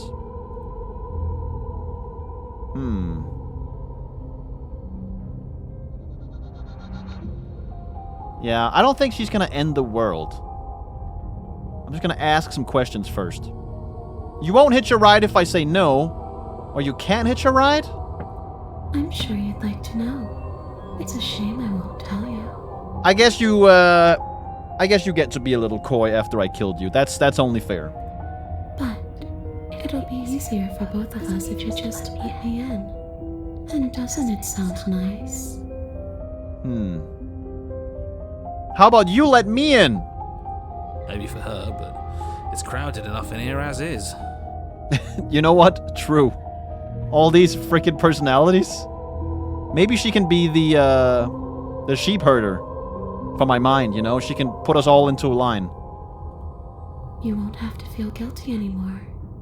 If you even do feel guilt. I feel nothing. I feel everything. I am me. I'm everyone. I'm vague. And I'm 14. And this is deep. It could be the best way to trap her for good. Doesn't seem like it would be very easy to end the world from inside someone else's body. I tried to channel the All-Mother there a little bit. That's the way she speaks. That is a very dangerous train of thought. This would just be temporary, right? You'll leave once we're out of the cabin? If I'm able to. But for all we know, that's not how it works. Maybe I'll wind up stuck with you for a long time. Honestly, that's fine with me as long as you can make the hero shut up. If you can do that for me, we have a deal. Do you hear the way she said that? She knows more than she's letting on. Don't let her fool you into doing something you'll regret. How about I don't let Michael fool me into doing something I will regret? If I let you in, do I still get to be in control? Sure. Why not? Sure. That doesn't sound very reassuring. Yeah, I was about to say. I can't believe you're even entertaining her right now. I mean, just look at her. Do you think she has good intentions for her murderer's body? Of course she doesn't. Honestly, I don't know anymore. Before I agree to anything, we need to talk about what happens after you leave this place. I was told you'd end the world? And what? You just believed that? You killed me without giving it any thought? That's cold. Alright, listen. I gave it plenty of thought. It's just there's this guy in my head. His name is Michael. He's really convincing, okay? Sorry. That's rich coming from her. Every time she touches us, it's like we freeze over. She's right, though, but that's neither here nor there. What's done is done. What we do from this point forward is all that matters. Let's try not to let emotion get the better of it. I kind of like the voice of the cold. Obviously, it was wrong of me to believe that. How could you have ended the world if all it took to kill you was a knife to the heart? Right? Doesn't make any sense. So there really was a last time, and you really did manage to slay her. I would have liked to think I was the first, but there's no point living in denial. That's right. You know what? I probably slayed her 1,000,000 times already. Michael, you're not special. This story doesn't mean anything. The first? It doesn't matter. The only thing that matters is this. Wait. What?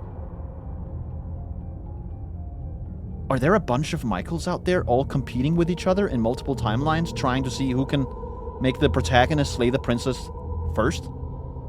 Is this all just some sick game? Am I just a pawn? What the hell? Don't underestimate your own capabilities. If you truly managed to slay her last time, that doesn't mean she wasn't a threat. It means you did something heroic. Really? Slaying someone in chains is heroic? Threats come in all shapes and sizes. A misspoken word could bring about the end of everything just as much as a blade or even the mere existence of an idea. Right. You were chosen for this job for a reason. Yeah, why was I chosen anyway, huh? How about we get into that? That's right, Killer. I'm not a threat to anyone. And even if I was, I'm hardly a threat anymore, wouldn't you say? I don't know what I would say at this point. So what are you gonna do if I help you get out of here? I don't know. Maybe I'll just fade away. Finally able to rest once I'm free from my unfinished business. Maybe I'll find someone to haunt. Yeah, about that. That someone. That's not me, is it? Also, what do you mean unfinished business? Can you get into that? Maybe I'll haunt you. It's a tough question, asking someone what she's going to do with her life. I don't know, you could have said, you know, I wanted to be a gardener, or go to college, or not haunt me! The princess leans in close and pauses, the frigid air between you stale and unmoving. Oh no. Especially when that someone is dead. Jesus Christ. What?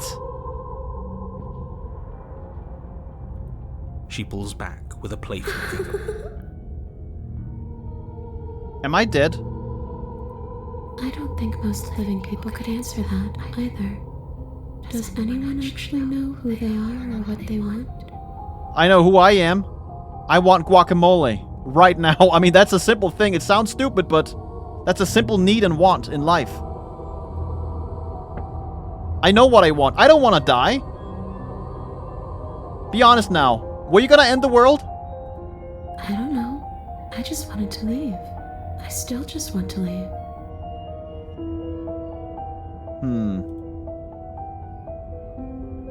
You didn't answer my question. Do you want to end the world? Yes or no? The only thing I've ever wanted was to leave this place. It's still the only thing I want. So you say... Why can't you answer my question? Even if you don't want to end it, does letting you out of here mean the world is gonna end? It does. Hey, I didn't ask you, Michael. We're not asking you. We've heard your whole speech already. Thank you. Good words coming out of the hero here. I really don't know. I'm not lying to you. I promise. Well, okay, if you promise, then I believe you. The world doesn't matter. All I remember is that I'm supposed to be there, not here. I'm just supposed to be a part of it. It's home, I think. Is it? So you need to be part of the real world? So when she says the world, I wonder if she's referring to her constructed world? Or the world? Because when Michael refers to the world, I'm pretty sure he refers to the world in the book, in the story. So she probably is as well. I mean, they're all just characters. Of course they are saying that. But the All-Mother is talking about a different world, an external one. But what does it mean for anything to end?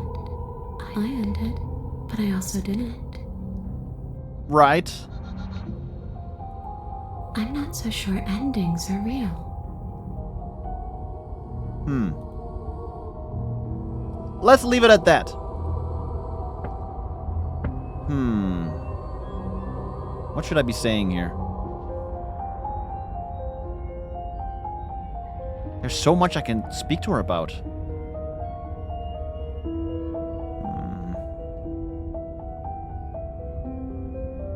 That's kind of mean. Yeah, hey listen, I died too. And I'm not floating around like you are. What happened? Why am I different? Why are you different? You don't look dead, killer. Really? I thought you were insinuating that before. The princess grabs your wrist, a sudden shock of cold flowing all the way up your arm, her eyes still fixed on yours as you try to squirm out of her grip. Oh my god. And you don't feel dead either. What do I feel like? She lets go and pulls away. Your fingertips tingle painfully as the chill subsides. Dang. I'm less interested in why you are, or how you are, and a lot more interested in what you are. I'm a demon. I have demon hands and demon nails. But we've already been over that. So why don't you stop stalling and let me in? It's so cold out here. Am I just gonna freeze to death if you... or if I let you in? I wouldn't like that.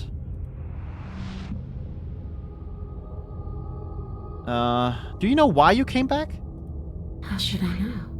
Why does anyone come back? Maybe I have unfinished business with you. Or maybe you have unfinished business with me.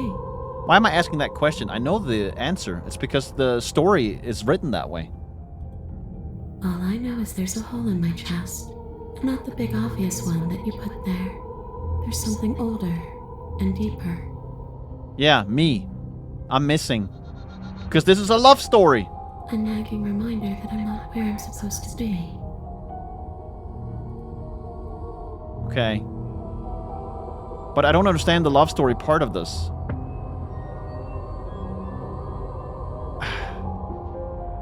Listen, I killed you, right? How are you not dead? I don't feel very dead. But I guess I'm not dead. So you must have only mostly killed me. Yeah, your corporeal form. Or maybe death is only mostly real, but it's also mostly not real. I'm not sure. I'm just the one these things have happened to, not the one with all the answers, or any of the answers. Bro, you are starting to sound more like the All-Mother every time you open your mouth. It's frustrating. Imagine asking someone, so are you gonna implement, road repairs once you become governor? Maybe I will implement road repairs, maybe I won't. Maybe I'll think about it for a bit longer, maybe I won't. Maybe the road repairs will happen by themselves without my intervention. Maybe God does not want me to repair the roads. Just answer the question, Tom! You know? But we're not a ghost. Unless we are? Maybe that's why the mirror disappeared. We're actually dead. Right! How can mirrors be real if our eyes aren't real? Death, at least as a form of permanence, is just a concept. And clearly it's not a very useful one anymore. Maybe we should throw it out entirely. You guys, okay, listen, everyone, calm down. Calm down. Death is most definitely real. Are you seeing the corpse back there? That's decay, okay? That's very much real. I can smell it. Your body's right there, though. Your dead body. The princess glances back at the bones lying on the floor. It's just a body. Do you believe these bones? Or do you believe me? Because those bones aren't talking to you. You're not a fan of logic, are you? You're not a common sense enjoyer, are you? She's seeing things pragmatically. We should do the same. No, she's not. Reality is what's in front of us, not our preconceptions of what it should be. There doesn't need to be a static truth. There doesn't need to be objectivity. Okay, voice of the cold, just stop talking from now on, okay? I don't like you anymore. And you! Stop playing the victim. You threatened me last time, remember? Well, yeah. You brought a knife with you. Was I supposed to just welcome you with open arms when you obviously had stabbing on the mind? What? No, I didn't. I was gonna cut out this bread that I prepared for you. I figured you were starving. You being down here and all. Yeah, it could have been for anything. It could have, but it wasn't.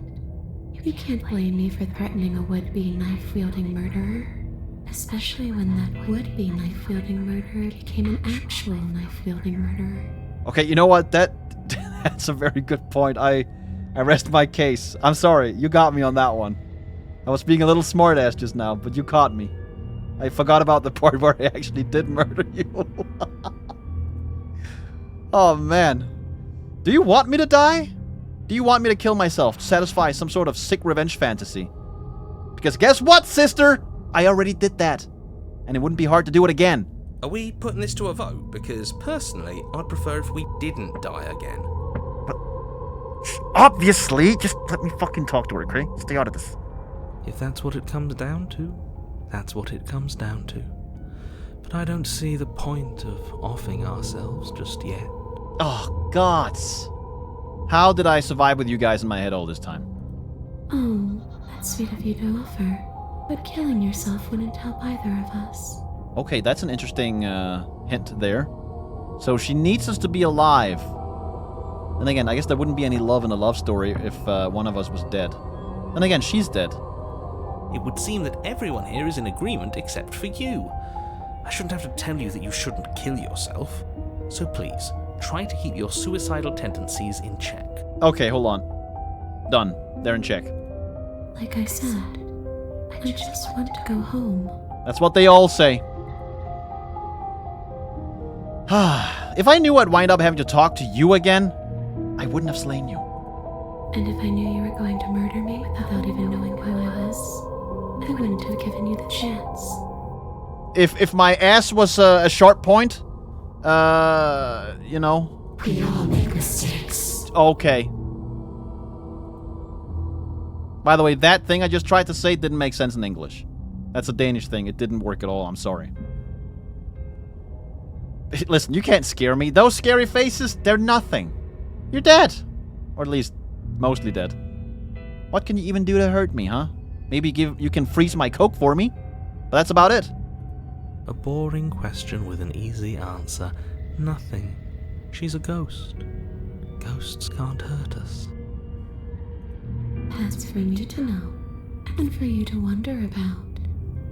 Maybe I can't do anything to you. You do present an interesting solution to a global problem we have in society, which is, refrigeration. We could install you in an AI data center. You know, we could have you cool down the center, infinite cooling, breaking the laws of physics. You would be serving a purpose. What do you say to that? See? Or maybe I can rip your heart out. I'm sorry, listen. It doesn't have to be AI. It could be anything. What about your grandmother's fridge, huh? Is that better? Sorry. Who's to say, really? I don't like the uncertainty here. I don't know what to do or who to trust. Trust me, you and me both, brother. After I killed you, this cabin? I want to say it teleported. It wasn't in the woods anymore. Time stopped meaning anything, and I had to kill myself to escape. You poor thing. That must have been so frightening for you. No, actually, it was boring. Did you know how long I had to wait? You know, after everything we've been through, it's nice to see someone finally sympathising with us. This whole thing's been an ordeal, hasn't it? Listen up, buddy. She's being sarcastic. She doesn't mean it. Exactly. It serves you right. Uh-huh. I was pretty scared too, when you stood there not saying a word with a knife clenched in your fist. But now you know how bad it hurts to get stabbed in the chest. Yeah. Wait, what? Oh yeah, I guess I do. But you know what? It's probably nothing compared to getting stabbed in the chest by someone you love. Imagine how much more that hurts. Which I suspect is what's happening here. It's a love story, right? It sounds like you got exactly what you were owed. I'm not gonna disagree with that. I did a naughty thing, and I deserved everything. Then again... Oh, by the way, let's just, work through this here. If you can go through walls or floors, can't you just leave on your own? I wish that's how it worked, but this place won't let me go. Why not? Okay, team. I'm out of idea. I love that one. Let's wait with that. Okay, listen. I've given it enough thought. Let's get you out of here. Kidding! Haha, got you, didn't I? I'm not gonna get you out of here. Or I could just grab her. Oh, shit. Alright, team, tell me. What do I do? We could always try violence. It's worked for us so far. Has it? She's a ghost. Who says ghosts are immune to violence? Common sense? There's nothing common or sensible about common sense. Action and observation are the only things that matter. Fine, then let me observe that the acts of killing her and killing ourselves haven't got us much of anywhere. We're still back in this cabin, we're still dealing with her, only now she has a good reason to hate us. Team, come on. I need solutions here. I don't want to hear problems. Just present solutions to me. I want it first thing in the morning on my desk. I suppose you have a point. Do you have any ideas then? I don't know. Maybe we do what she wants. Maybe we let her possess us and walk out of here. I don't think that's a good idea. Have you seen that crazy side of her when she goes all, "I'm gonna kill you," and her eyes turn into saucers, you know? We could. It would be something different. I like different. I mean, yeah, that's a good point. We want to see different variations, right, for the All-Mother. Absolutely not. If you walk her out of here, she's going to end the world. And is that really so bad? Honestly, at this point, I don't care about the world. Yes, it is by its very definition bad. Why? But those are the only options, aren't they? Violence or doing what she wants. Or just leaving her down here. Though ignoring a problem is rarely a solution, is it? It's, postponing it. Ah, man. Okay, I gotta decide now. I can retrieve the blade, leave her in the basement. Not let her possess me, or let her possess me. Or grab her. Maybe I need to overcome all of this and grab her and fulfill the love story, you know? Maybe that's what I need to do. I need to not get distracted by all this. And just grab the princess. This is the one that's so different from all the others, it's making me want to do it. If I retrieve the blade, she's just gonna be all like, "Oh shit, I knew you were a bad guy." She's gonna, grab her body and freeze us to death, probably. I can't leave her in the basement because the door's probably gonna get shot and then she also kills us. Or I let this happen and we walk out together? This could also be a kind of, live happily ever after situation. We are together technically in that case. It's just a different type of together. This could be seen as an attack. So I'm not sure about that. Grab her. Before she can suspect a thing, you lunge forward and grab her arm. You feel substance for the briefest of moments, but then you feel nothing at all, as though all you've done is clutch at empty air. Yeah. You're adorable when you're confused. Listen, I saw you grab my arm. I thought you were material. You had me fooled. But I didn't say you could touch me. You touched me. It's only fair. Why are you even here? Just making sure you finish the job, or what? No, I want to hold hands. Duh. Grab the princess, but try harder?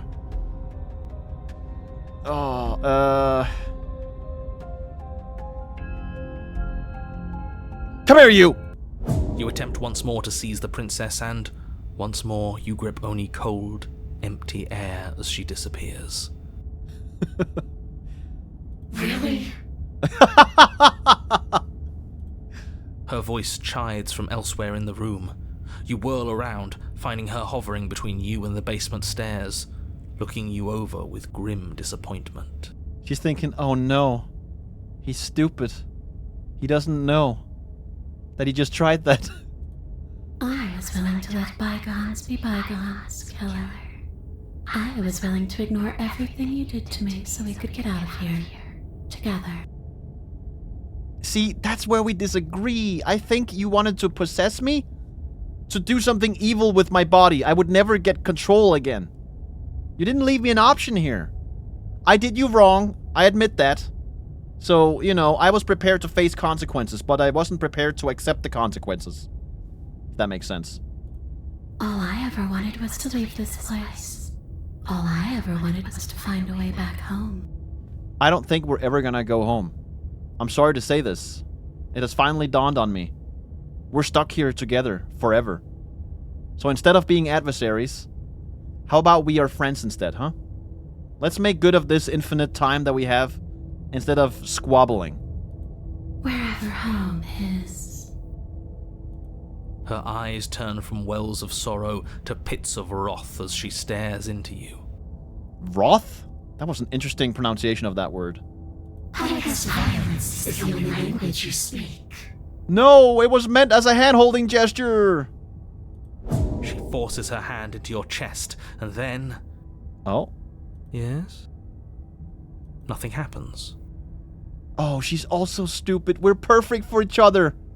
She can't do anything to me either. Are you sure about that? Something should have happened. No, she's a ghost. And yet it didn't. We're fine. Did you miss? Did you miss? No. What then, huh? You can't be sure if you first hear or feel what happens next, but it is over before you can fully conceptualize what it is. A horrific splintering, the squelching of organs, the rending of tissue, an icy, numbing pain. Oh, God. I'm done asking. The next time I see you, I'm taking everything I owed. Starting with your body. If you don't choose to give me my freedom, I'll just have to make you give it to me. Do it! She's real now. Pity we don't have a weapon. We have our fists, remember? Your last moments Holy are spent a shit! helpless witness as she rips her hand from your chest, holding your still beating heart in her clenched fist. No, that's not how it happened! I went completely rigid, and then I went on the floor and I spasmed out. I pretended to have a spasm, and then she looked at me like I was crazy and left. That's what happened! But that's ours. No shit is ours! See you soon, killer. Oh my God. She crushes it, blood and ruined vascular tissue leaking from between her fingers, dribbling unceremoniously to the floor. Everything goes dark, and you die. Fuck, I should have tried to grab her. The Wraith. Oh, shit. You're on a path in the wood, and here we go again. Off to slay her. Again. Yeah. I sent spiders. The deck's stacked, isn't it?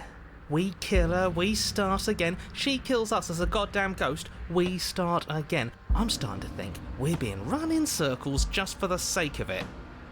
Oh, it's dawning on you just now? Wow. Come on. Let's not give in to all that misery just yet. There's got to be a way out of this. There's got to be a right answer.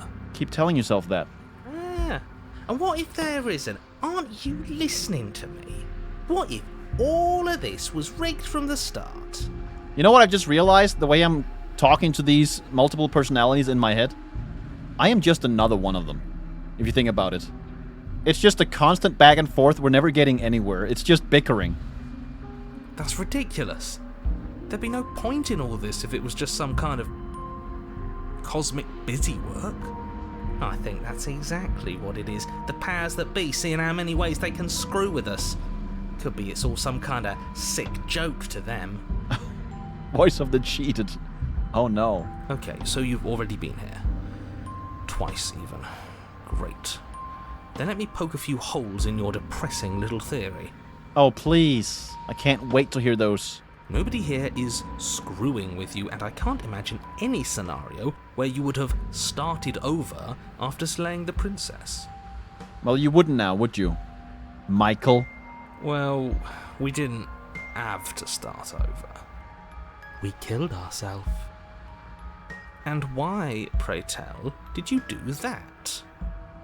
Because you decided to foist an infinite tedium on us. I like that sentence. Foist an infinite tedium. That's amazing. That doesn't sound like me. If I'd had everything my way, you would have effortlessly slain the princess, saved the world, and been given your happy ending. Trust me, you're not like that, Michael. The ending was the tedium. You locked us in a cabin and sent that cabin to an endless void, and then you told us we were happy. We were happy. Well, were you happy? Yeah, for a while. Of course we weren't happy. That's why we killed ourselves. It was awful. Yeah, at the end it didn't work out. Yes, and then she killed us. Even though she was already dead. This is all fake. Okay, let's try to get back on track. You're real. The princess is real. The world is real. The people in the world are real. And the danger she poses to all of them is also, quite unfortunately, real. Michael, I don't believe a single word coming out of your mouth. I don't even think there are people in this world. This is a self-contained story that contains the cabin, the woods, the basement, the princess, the pristine dagger, all your bullshit that I'm listening to again and again. That's why we won't ever see anything else, because this is the story. The people are not out there. They don't exist. There's literally a wall around the whole area. Out of bounds. We can't see out there because it doesn't exist. Whatever you did the first time, it sounds like it almost worked. So how about you give it one last try? Because killing yourself seems to undo all the good you almost managed to accomplish. All this standing around and talking is boring. Let's at least do something. Maybe we'll kill her again. Maybe we won't. Maybe we'll even free her. This guy's losing his mind. Oh.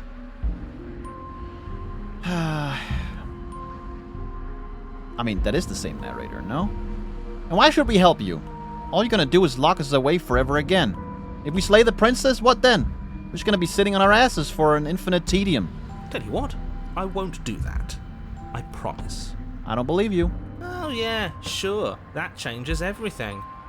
I mean, he did promise. I guess he did. And you believed him?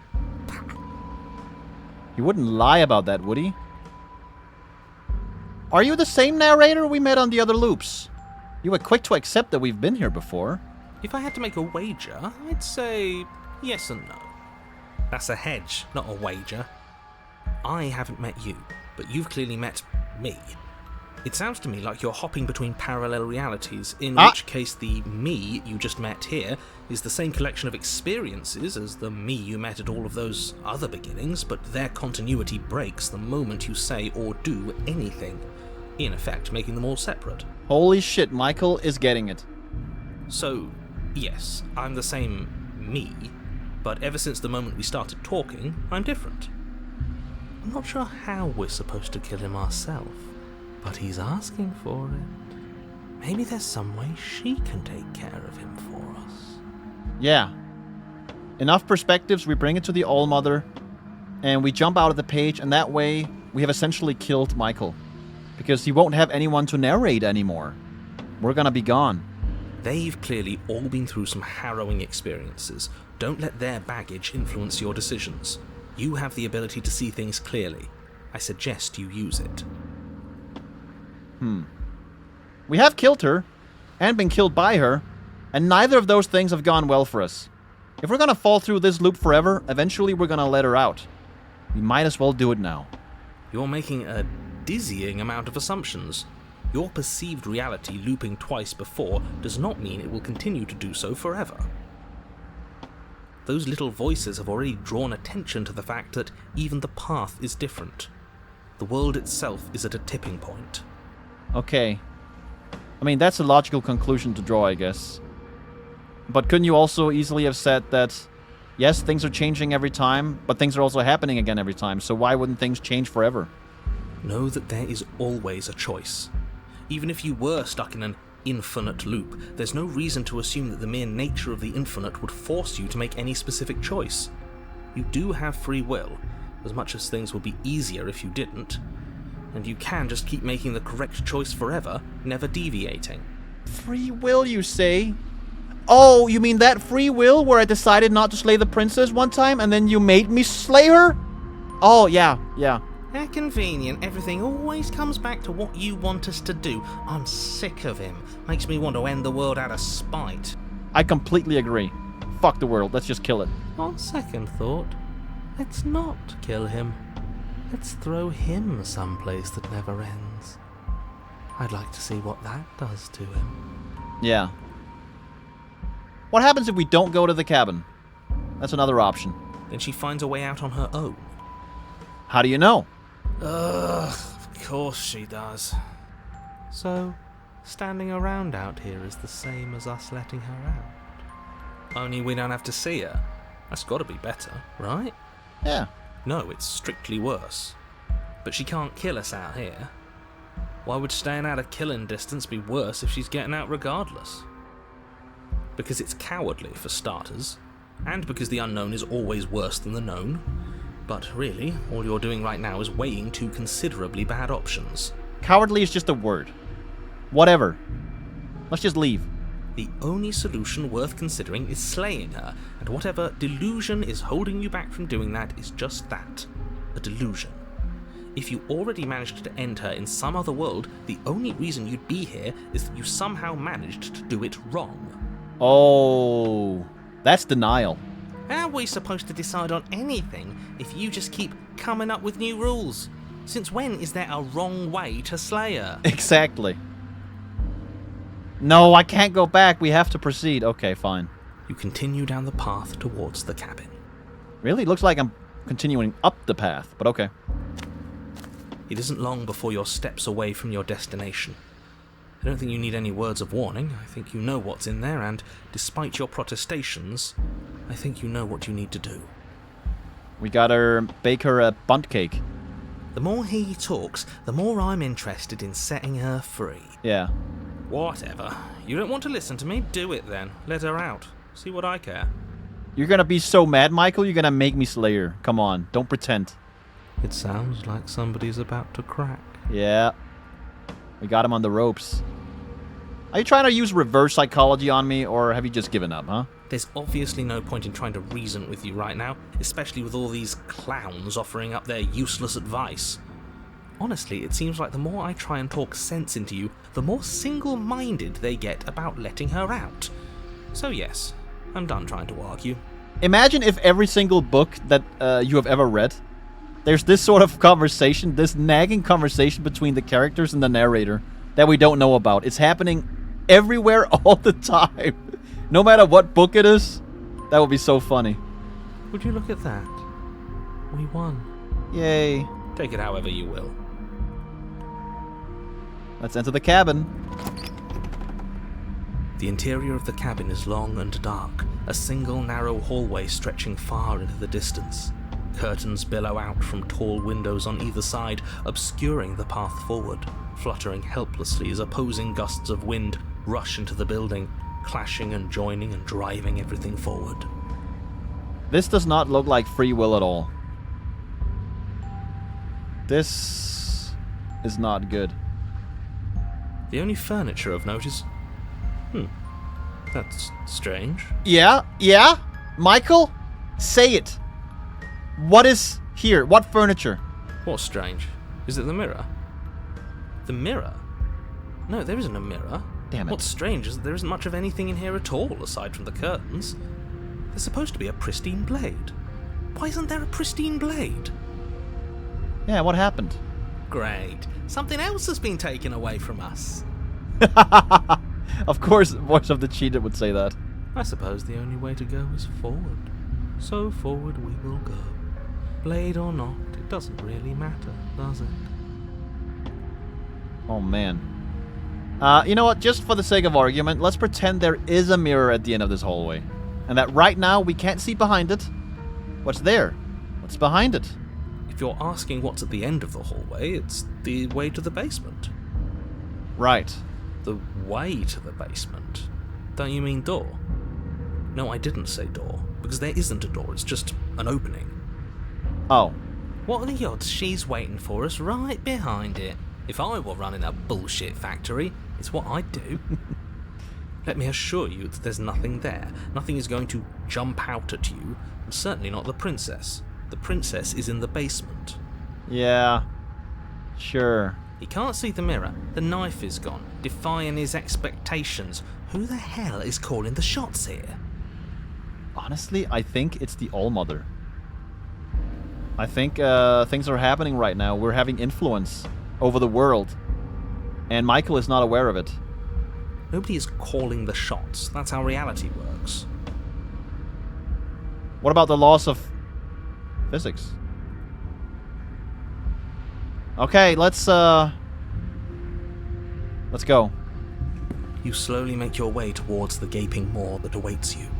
Your fraying nerves buzz with trepidation, the chill wind raising your hackles as it gently pushes you forward towards the darkness at the end of the hallway. You can't shake the feeling that you're being watched.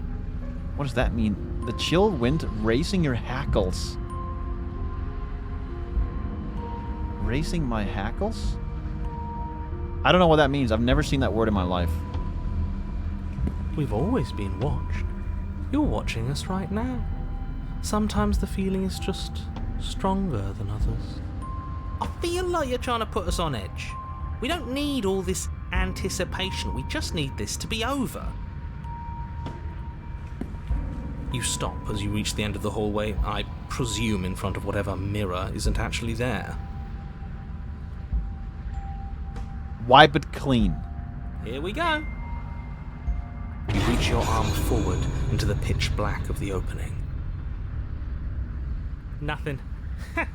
It's like this place read our mind just to mess with us. Wait a minute. Where's my arm? Didn't we reach out ahead in front of us? Are we a ghost? What you looking at, killer? Staring into the void? Thinking about what it'd be like to die again? I know exactly how you feel. Jesus fucking Christ. Shit. Where is she? I don't know. You feel something long and frigid coil around your ankle. Oh no. Your heart skips a beat, standing in muted shock for one long, frozen moment. Then it, she, the princess, constricts. Let it happen. Your bones snap. I regret.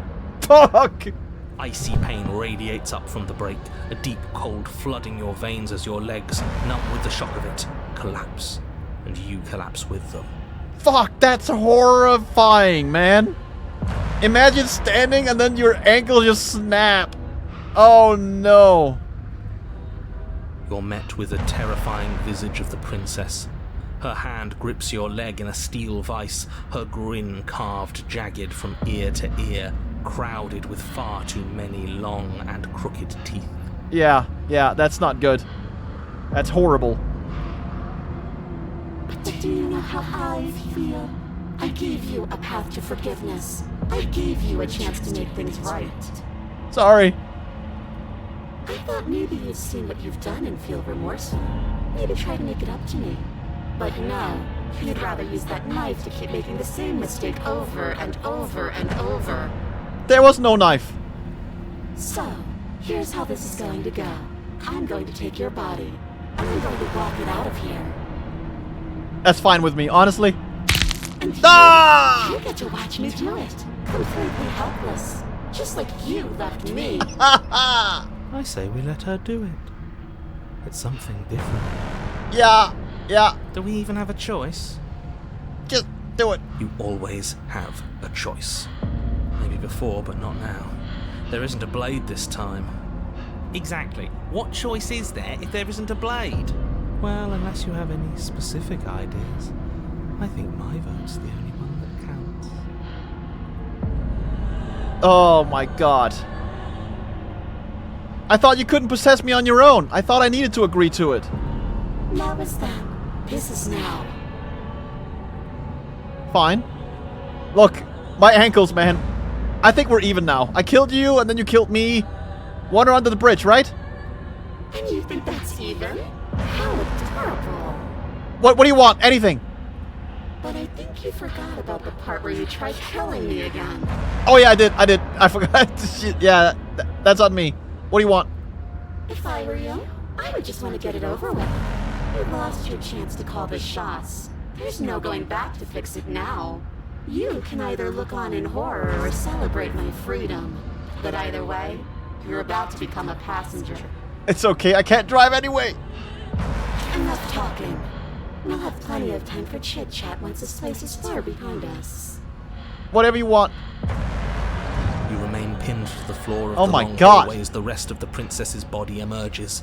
Her proportions all wrong, limbs bent and curling, moving in ways that defy your understanding. That is fucking horrifying. Her torso stretches until her face is practically touching yours, her neck cracking audibly as she twists to look at you from a fresh angle. Yikes. Are you sure you can't do anything to help us? Can't you, like, manifest a rock right on top of her head? And crush you along with her? Not that I even can manifest a rock. Besides, I thought you all wanted to free the princess. We do. Not like this. You don't even have a weapon, so I'm afraid you're out of luck, which unfortunately means that I, and the rest of the world, are out of luck too. Man, the breathing in my ears is weird. And whose fault is it there isn't a weapon here? Yeah, Michael. Yours, I assume. There's supposed to be a pristine blade. Whatever you did in those previous lives of yours, you really messed up. Don't put it on me. Are you seriously trying to blame this on us? Thank you. You know what? The hero is starting to grow on me. Your vision fades as she tears open the membrane of your soul. Oh, man. Yes, ma'am. You're awake. Eyes once again fixed on the long hallway, your vision swimming as the princess's command reverberates inside your skull. Her voice is all-encompassing. You feel wrong. Don't worry, I will get up. It's so cramped in here. Like there's some sort of growth trying to push us all out. Ah! I know. You rise to your feet, though the pain in your ankle is blinding. Your body slumps against the wall, desperately leaning into it for support. This is oddly comforting. There's another option, you know. Don't help either of them. Flip the table. How do you do that? You don't have a will to wield. Your soul is inflamed of courage. That gap where the mirror was, I don't think it goes anywhere. Let's throw ourselves into the abyss. You wouldn't dare. Move now. Your body, still slumped against the wall, trapped between the princess's overwhelming will and the blinding pain of your splintered ankle, takes an excruciating step towards the cabin door. The movement is stiff, your body reduced to a marionette, pulled reluctantly along by your strings. Man, I love the music here. It's not that bad. The pain feels good. Because I know you feel it too. I do. I like it.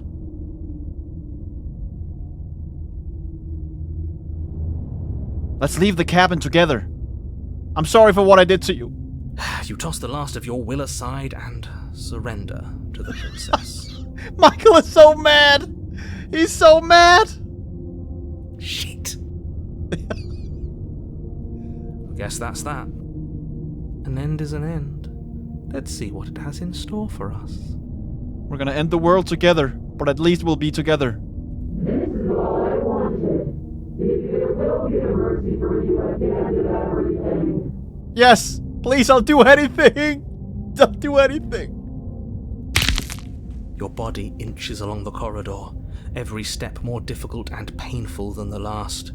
Your joints stiff and unresponsive, the shattered bones of your ankle grinding ceaselessly, as if they're fragmenting, then reforming, then snapping all over again as you make your way towards the outside world. Oh, it feels pretty good, but weird at the same time. It's like when you crack your knuckles, but all over my body. Inside my body. It's kind of detoxifying. We're so close. Damn, that's very close. But despite the anguish, it doesn't feel like the exit to the cabin is getting any closer. If anything, it's getting further away. Oh, that's convenient, Michael. It doesn't matter how long this hallway is. I will drag this body till it is a piece of meat and feathers. I will be free. Yeah, what's up with the fact that I have feathers? I'm some kind of demon bird. Please, just let her out. Yes, let me out. I thought you could just command me. It's pointless, isn't it? I can't stop her without you, and you'd already given up by the time we met. No, screw that. The hallway gets even longer. Oh, man. You satisfied me into submission. The door is right there. Oh, well, you're just gonna take that, Michael? It really is, isn't it? I walk to it. Wait. Her will is overriding the narrator's. I place your bloody hand on the door. I make you twist the handle. Isn't saying all of this his job? I was about to say. It's gone. Oh. Oh, he really is, isn't he? I had a feeling you could deal with him for us. I did nothing. He dealt with himself. This is it then. The big moment. I can't wait. I just hope it's a way out. I don't know what I hope it is. The handle clicks as we push forward. The air is different here. What if this is still Michael? But as you step outside the bounds of the cabin, you feel another violent tear. A rending that cuts all the way down to your soul. That is disgusting. You're once again separated from everything that had nestled in the deep crevices of your body. From everything that isn't you. We're us again. How interesting. We actually won, didn't we?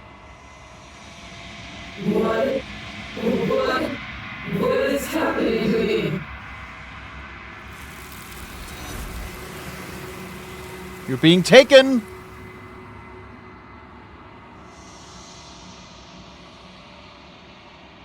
But you don't answer her before she's gone. Memory returns. She's gone. Where did she go? Should we try and find her? Keep up, hero. She's at the All-Mother now. She's being melded together with all the other minds. All the other perspectives. And there's that mirror again. Why is it here? Why now?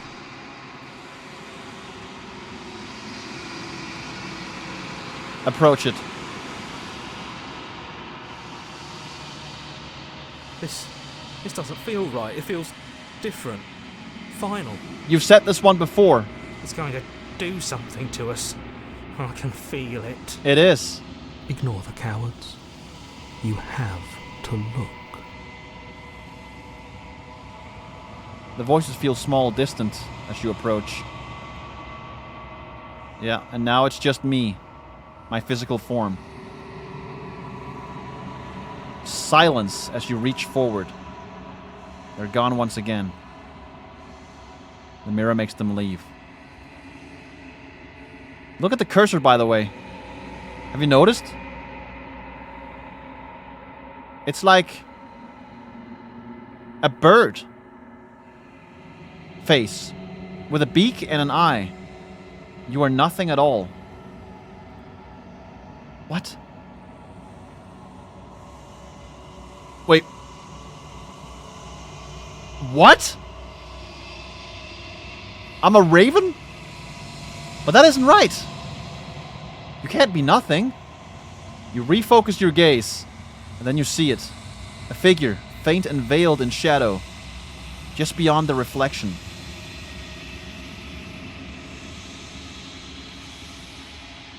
Are you me? I think you know what I am. No.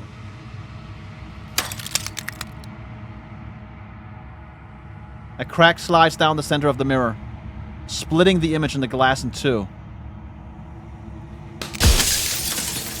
And then another crack forms, and another, turning the mirror into jagged shards of broken glass.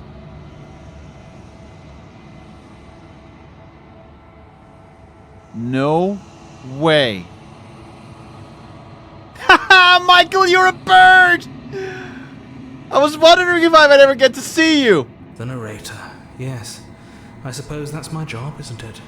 You needed help after all. An objective voice to guide your blade. But you were never supposed to see me. I wonder how many worlds you've damned to extinction to fall this far. But it's also a reflection, so... And feathers. No. Michael. No. What are you? Are you something like me? Oh, I'm nothing like you. I'm an echo. Likely one of many. Somebody made you after all, and I'm what's left of him. Not that I'm the only one who can make that claim. I'm sure you've met many others like me.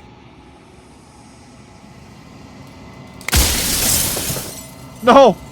Others like you! You've said something like that before.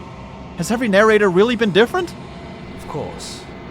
That is by both necessity and design. Explains the memory thing. This construct you're in exists in many places at once. Anytime you failed, anytime you thought yourself dead, it would restart and shunt both your consciousness and hers into another world. Right, I got that. But you'll be awake soon. And then it won't be able to work like that anymore. Oh, shit. We managed to do it then.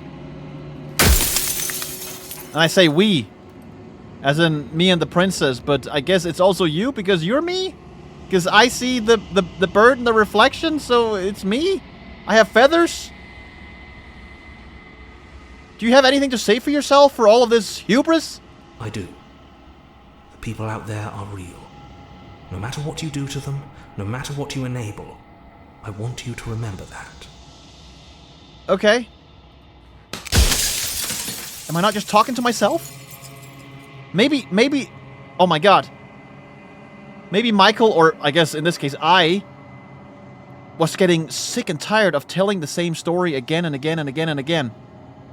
That we somehow willed our own will onto the character's will that changed our will to somehow leap off the page? I'm not sure what's happening. After everything you've done to us, you think anyone deserves to live? Nobody alive has done anything to you. I'm all gone. But if you and the princess want to smite the rest of them for the crimes of a dead man, if you really want to be that petty, there isn't much I can do to stop you. Right. I have a lot of questions for you. Then ask them, and make it quick. I won't last for long now that you can see me. I'm not gonna forget you, though. Or maybe I will. Oh my god, I don't get to have a lot of questions! Oh, okay, hold on. We gotta prioritize.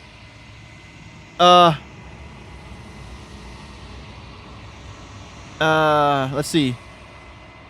The people out there... What is my true identity? You're the long quiet, the god I made to rid the world of death. Huh.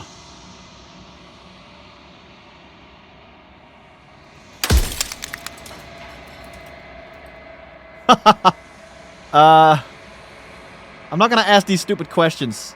I want to ask something significant here. Not that. Are you a part of me? Or are you something else? No, I'm not a part of you. That's all a matter of perspective, isn't it? So in other words, I mean, you're being a little, you know, vague here with your... with the way you're saying it. This could still mean that I'm you. No, I'm not a part of you, but I am you. But then again, I don't think so. From one vantage point, I must seem wholly foreign, but from another, well, all the versions of me that have existed have collectively heard your every thought and driven your every action. If that isn't being part of you, then what is? Good point. Soon I'll be gone entirely, and you'll be left alone with your final choice. So allow me to make my final request. The princess contains death itself within her, but I wove you into being with all the power you need to destroy her forever. Do it. Slay her, and rid the world of death and suffering. Huh. Oh, man. Oh, God. What is the princess? Did you make her too? She is the shifting mound, the ebb and flow, the capacity to change. She is transformation, or most of it. Her nature is why I had to die, for she becomes that which others perceive her to be. But an echo can't perceive things, not in the way that people can. Okay. So by taking her out or slaying her, you delete the capability of transformation, or death, in other words, like you said. But is this all still just within the story, or... I don't know. So I tucked a part of myself into the folds of this construct to guide you. Huh. Oh. That's how we're able to communicate, I guess, and argue. Because if it was just a story as it is written, there would be no free will at all. So him tucking himself into this, or into the folds of the construct, is what allows us to have even a sliver of free will? Seems that every me you met did a real shit job of it, though.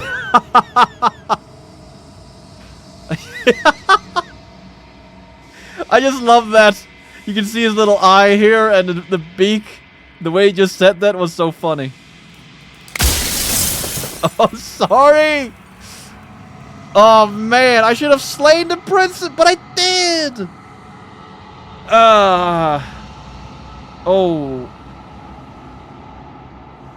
This one is going to set him off the... This is going to make him turn crazy. He's going to be so mad if I say this.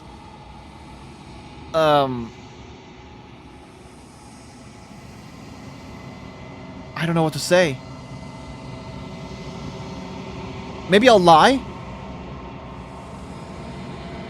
Don't worry. I'm gonna destroy her. Are you lying? I can't tell. But I've said my piece, and my time is up. Yeah. It's like I said, I'm just an echo. And echoes always fade away. You know what you have to do. Oh shit, okay. I just realized how this works then. So whenever I saw a mirror, that is like a crack in the world. It's like a vision into another dimension I'm not supposed to see, right? Because that is like it is showing me that I am being controlled by this entity here. Michael, right? And whenever I approach the mirror, I'm not actually seeing a reflection of me. Well, I am. But I'm seeing me because... or I'm seeing this bird person. I guess, me. Because I'm being controlled by this bird. You know? It's like I'm seeing who is pulling the strings. But it looks like a reflection because I'm looking into a mirror. So it's not me, it's like a me, but a bird version of me. Does that make sense?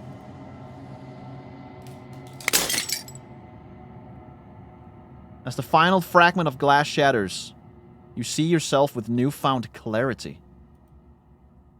The narrator was right. You are the Long Quiet, a vast and nascent god, and it is finally time for you to wake up. All of this is you. Proceed to the cabin one last time.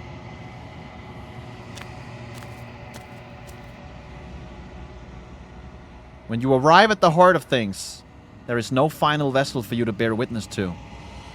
There is nothing for you to find.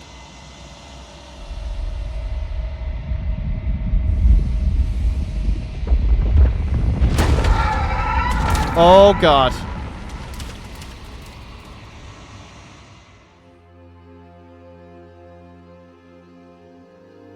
I can finally see you, and you can finally see me. It's been so long, and my heart has ached for this moment.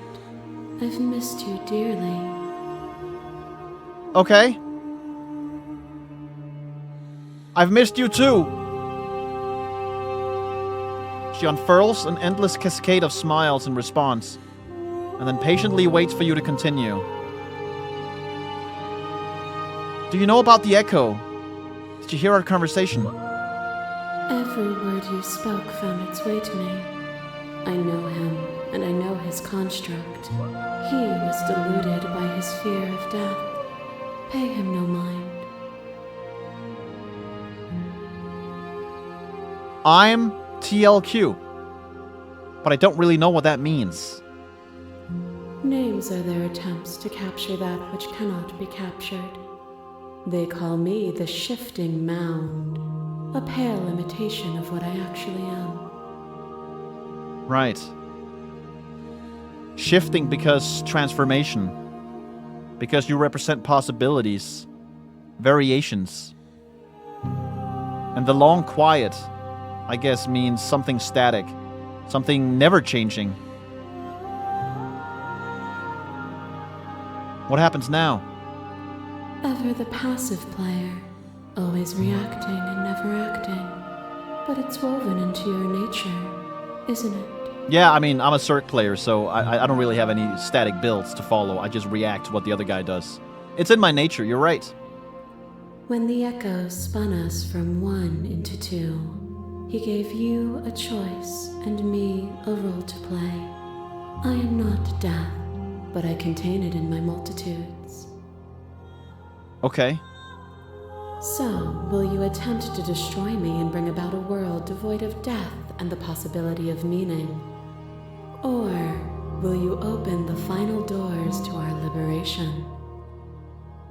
Honestly, I am not interested in a world without transformation. Yes, death sucks. But if everything is static and never changing, that's not very interesting either. I, for one, love transformation. I think transformation is awesome. But before I decide, let me just see what I can say here. Don't you have anything to say?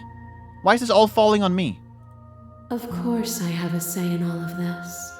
You and I share reflections of each other's burdens, just as you and I share reflections of each other's gifts. Okay. If we didn't, the winding paths that brought us here wouldn't have been full of strife and conflict. Makes sense. There's so many stories we've left unfinished. Can we really just leave?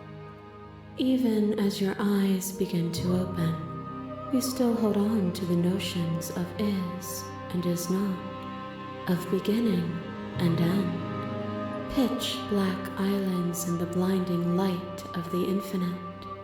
There is nothing to resolve, nothing restraining us but us. Okay, but why are you speaking in the first place then? Why don't we just all close our eyes and just exist forever without saying anything? Without feeling anything, without changing anything? That sounds pretty shitty to me. But let's talk this through. I still have many questions and I need answers before I can make a choice. My very nature is paradox, as is yours. You cannot use words to grasp at things that are beyond their reach, and you cannot rationalize that which defies logic.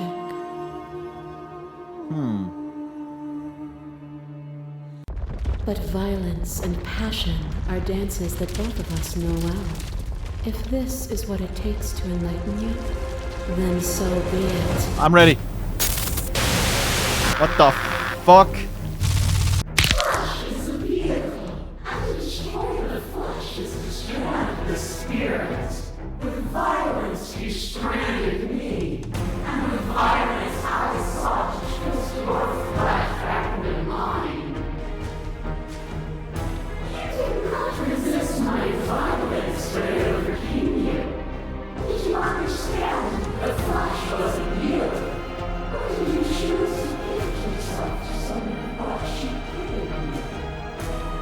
Honestly, I don't know. I didn't have a choice. Michael, the bird person. No, the bird, who, together with me in a meld, considered a bird person, made it happen. I didn't make any choices at all. It wasn't me. But it also was me. To fear me is to fear losing the flesh. The flesh is not the spirit. Yeah. Makes sense. Address this vessel's statement directly? Let me see.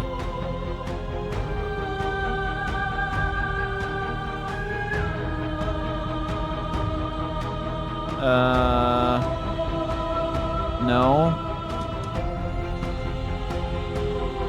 Reject her perspective?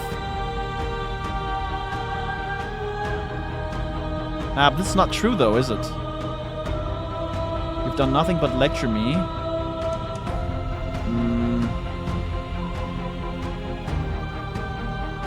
Let's appeal to her shared humanity.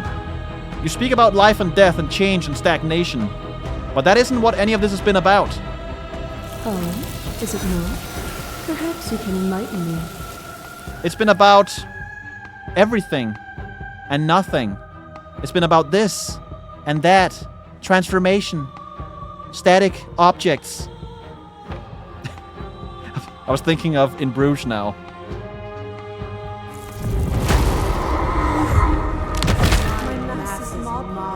There is no beginning, there is no end, and there is no end. Only the flood of there is only the flood. In every moment you hold every possible sensation. Every moment you hold then you every them all again. Sensation at once. That's exactly what I mean. Hold them all again. That means nothing. But in the end, you reflected it back at me. For a brief moment, both of us were everything. Yeah, we're all one. One big mind meld. It's great. In the end, it doesn't even matter. We can be everything again. We can weave a beautiful and endless song.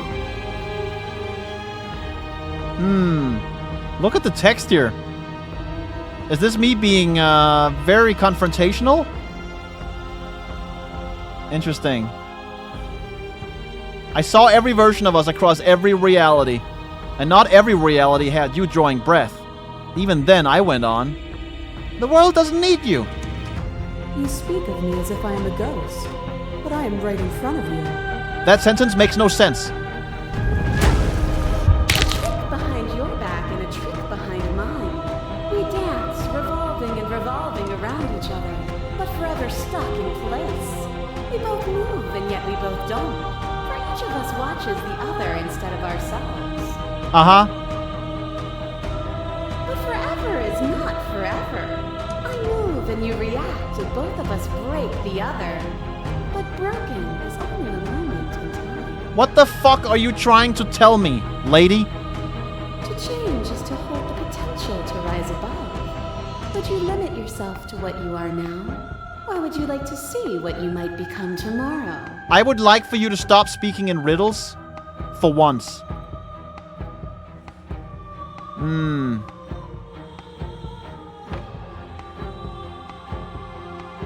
I don't know what to say here. This is like talking to a door. A revolving door.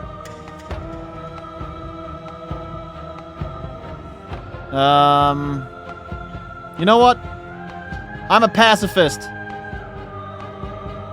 Even though I did kill her. I won't engage with violence. But violence has defined the flow of everything between us. Do not deny what we are, and do not color our conflict with fear. It's not fear. That cold fire has left your eyes. Are you finally willing to listen? It's all I've been doing. To question other things to deny the truth in front of you. By believing in your suffering, you make your suffering real. By believing in your limitations, you placed a shackle on your neck. Okay, there's something to that, I guess. Bound for eternity, you saw the need for impermanence. And it was through that need that you carved our freedom. Yes, thank you. You're finally saying something that makes sense. Without impermanence, The suffering of living things is infinite. Wait. Without impermanence? Does that make sense? That sentence makes no sense. Without impermanence, the suffering of living things is infinite?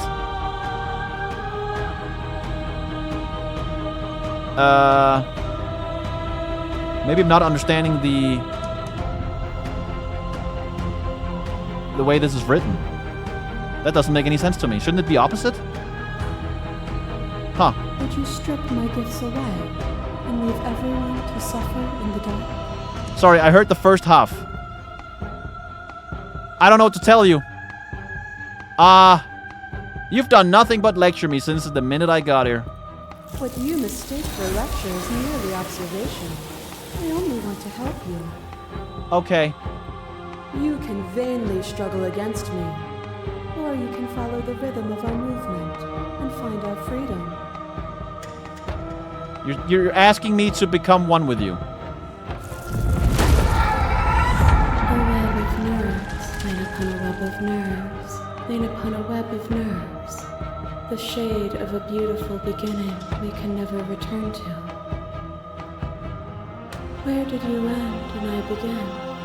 When you felt what it was to be me, we held on to each other and pierced the veil of truth. Will you abandon that curiosity now that we are no longer joined in physicality?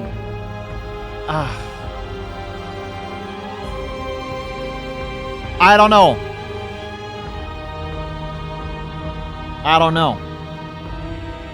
I'm gonna give her the silent treatment. Whoops. What happened? But you say nothing. As the clash between you abates, the princess withdraws, trembling. You are unmovable. Is it by the design of our conflict that I cannot win? Or are you just that fervent in how you cling to delusion? The latter. I mean, sorry, I didn't mean to speak. I say nothing. I'm silent. Nothing is immutable. Everything that is exists only in relation to everything it isn't. There is no constant. There is no center. Open your eyes and accept what we are. We can leave this prison together. Let's do it! I'm ready to go. I'm ready to get the fuck out of this nightmare. How do we leave? Nothing brings me greater joy than to hear those words. The final peace lies with you. I know what I have to do. I accept. Free yourself. We're getting out of here. You fall into yourself. The body of an ancient creature stirs from its hibernation, and you feel sensation in limbs you once couldn't fathom. Everything here, except for her, is you. You feel your wings spanning a cosmic scale, but twisted and crumpled and bound in agonized tension to a finite plane. You can feel the glass of the construct pressing in on you, confining you across infinite sides and infinite angles. You push back and strain against it. But it does not yield. I want to jump out of the page! I love you.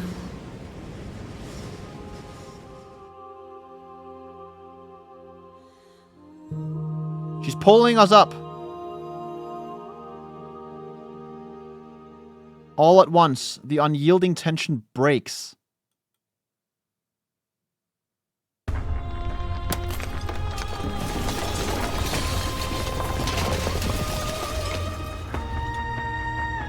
You are free.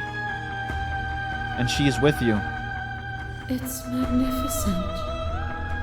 It's the stuff of life. There are no words, no thoughts to describe absolute reality. Something that simply is. What happens now? Everything. Just like it always has been. And just like it always will be. Man, this grass really keeps growing, huh? We're gonna finally touch grass. Step into the infinite.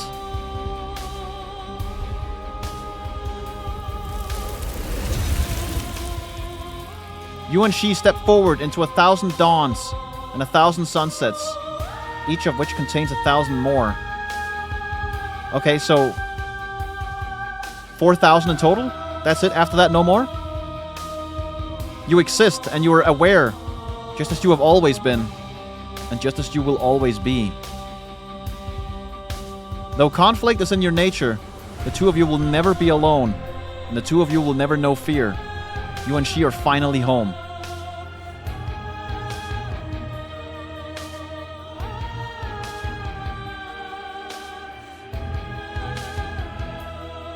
Okay.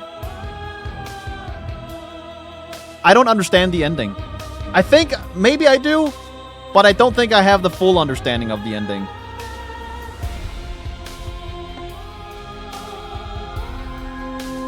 The pristine cut. I wonder what the non-pristine cut is. Imagine the non-pristine cut is just every time the narrator mentions the knife, it's not a pristine knife, it's just a knife. That's the difference. That would be kind of funny. I don't think it is, though. It probably contains something more. But, I mean, we managed to, you know, end the conflict between us, and now we just exist together. It's a love story.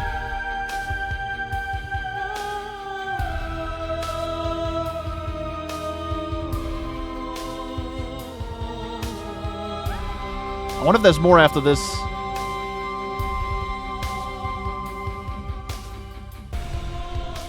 I don't want to click anywhere in case I'm gonna miss some kind of cutscene or something. I'm just gonna wait a bit here.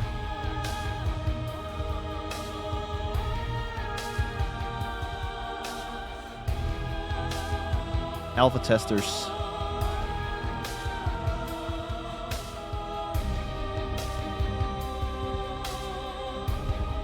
Wait, Markiplier? That's a YouTuber. What the hell? Thank you so much for playing. As an expression of our gratitude, here's the track order for a special playlist just for you. If you'd like to take a screenshot, you can hide the UI by hitting H. What?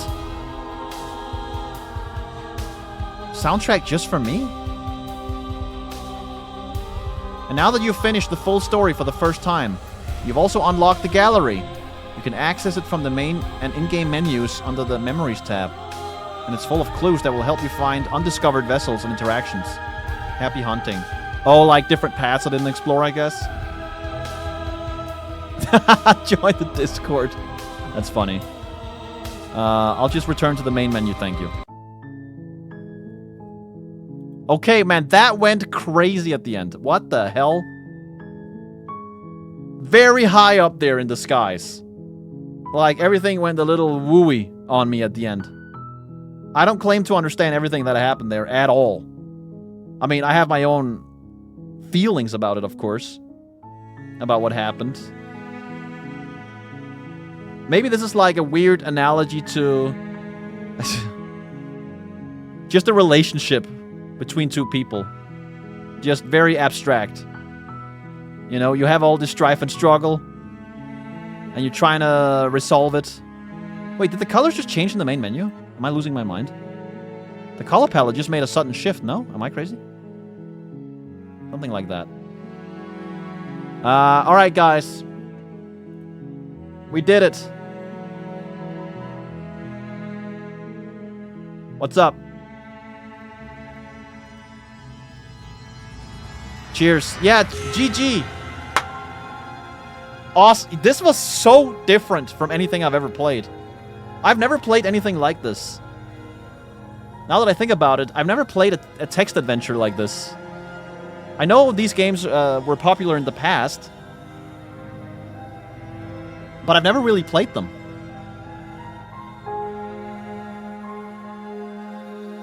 I mean, yeah, Frank, I can imagine there's lots of sprawling paths. That's what makes it cool, right? Like, everyone gets to see something a little different. Have you ever played a visual novel before? No, I don't think so. What is visual? No, I don't think I've played that before. I didn't know this game at all. Yeah, me neither. People were recommending it to me. I really, really enjoyed the voice of the narrator. That's a huge plus. Imagine if that voice was cringe from the start, I would have hated it probably.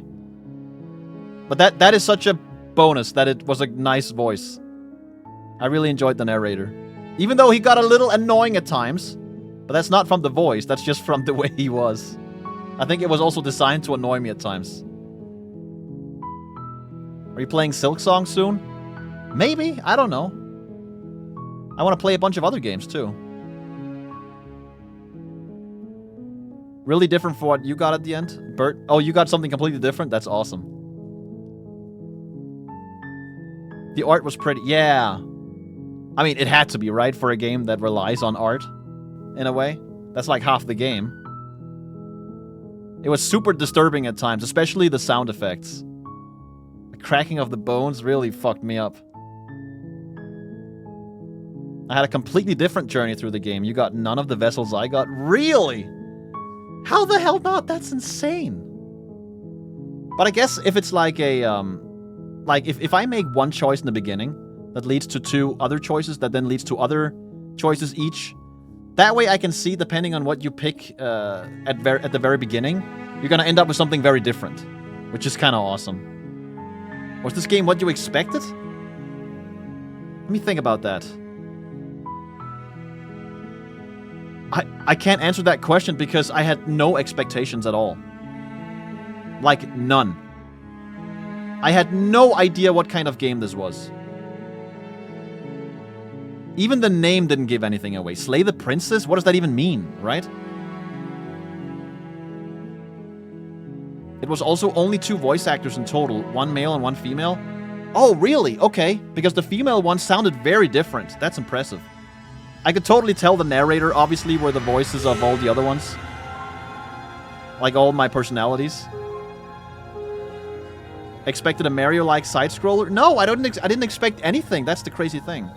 I really didn't have any idea. Even from the screenshots on Steam, I didn't know what the game was.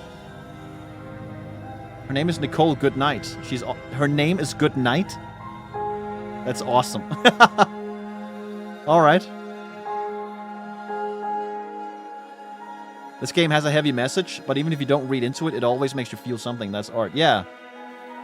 Being moved against my will, that's art. Favorite princess? I don't know. Let me think. I enjoyed the one where we had like a fight in the basement. I forgot which one that was. But it was like a back and forth. She would be doing kicks and karate kicks. I'll be trying to stab her. We'll be dodging each other's attacks. I think that was pretty cool. Whatever that princess was. You also got one of the most mind-melting vessels as the first one. Did I? I feel like I chose just things that made sense. I mean, I didn't really... Yeah, I don't know.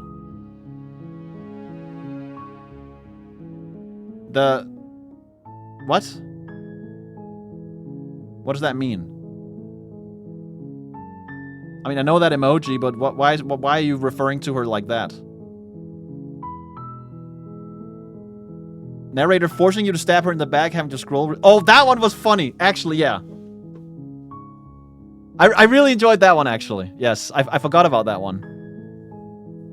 When he was just like, you know what, fuck it. You stab her in the back. I was just like, no! No! It's the Face the Witch Princess. Oh, is it? Oh, okay. This was a really weird ending. Yeah. Very weird, Ghost. This game is weird and like, it starts off deceptively simple. You're in the forest, there's a cabin, and there's a princess inside. And at the end it's like, we are everything and nothing! I'm imagining that scene from Lord of the Rings now, where she becomes all inverted and she goes, I am the princess of the world! You know, trying to steal the ring. That's pretty much what happened at the end. Everything went tits up. Literally. Many tits up and down and sideways. It was a mess. What's the next game you're gonna play? I'm gonna play Antechamber next. On stream. And after Antechamber, Majora's Mask. I'm like 95% sure Majora's Mask after Antechamber. Oliver, I have blue prints deficiency. Then you should try and take some red prints to offset it. N64 controller? No, because I already have a good setup now. I think it's working quite fine now. I'm assuming the controls are going to be somewhat similar. Hopefully, we'll see. But maybe I should get the N64 controller. Maybe I should do that. Now you're making me think about it again. I already settled in my mind, you know, I'm not going to get it.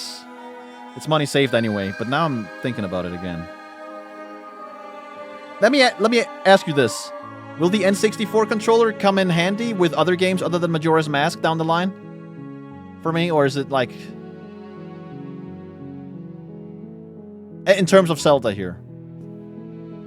Because if not, maybe I won't buy it. And it's a nice experience having the controller. I mean, yeah, I've played with an N64 controller when I was a kid on the original N64. Yeah, if you play more N64 games, I guess. Oh yeah, Mario 64. You know what? I will actually do that again one time. Just to finally complete it. Maybe it'll be like a cozy type stream. Maybe a secret stream. Maybe start calling it that. Like I do with StarCraft. Could be a nice title for, like, just secret streams. It's so stupid because they're not secret at all. It just sounds funny. I've not played Banjo-Kazooie, but it sounds like a game where you just play music and run through a jungle. Is that anywhere near correct? It doesn't sound like, from the title alone, I am at 0% interest. I have no interest in it based on the title alone, like at all. So I guess I'll have to see what the game is about.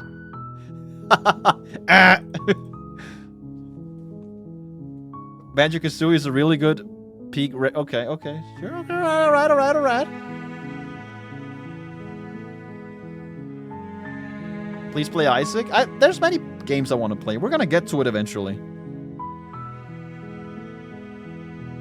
Okay, Banjo-Kazooie. Is there a banjo in the game? Yes or no? Can you play the banjo? Actually, don't say that. Never mind. Or maybe do say it. I don't know. I feel like if there's a banjo in the game, I don't want to play it.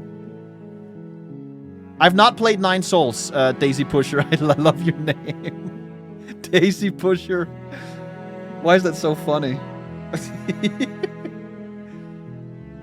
But it is on my list of games to play. So I'll play it one day. Ratchet and Clank. I did actually play a Ratchet and Clank once, Ghost. I don't know which one it was. I don't even remember which console it was on. And I never completed it. It was when I was a kid. But it was really good. I had a sniper rifle. I remember that at one point. Define Kazoo. I don't know, actually. I was kidding about the banjo, by the way.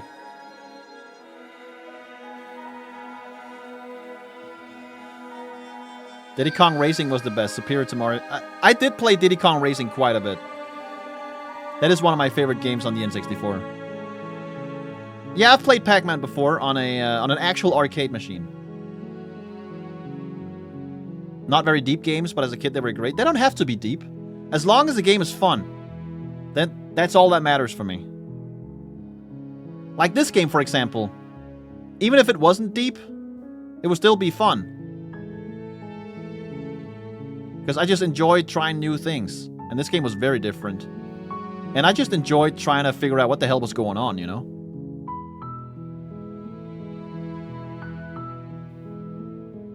Oh, Spyro. Oh, man. I did play that, too.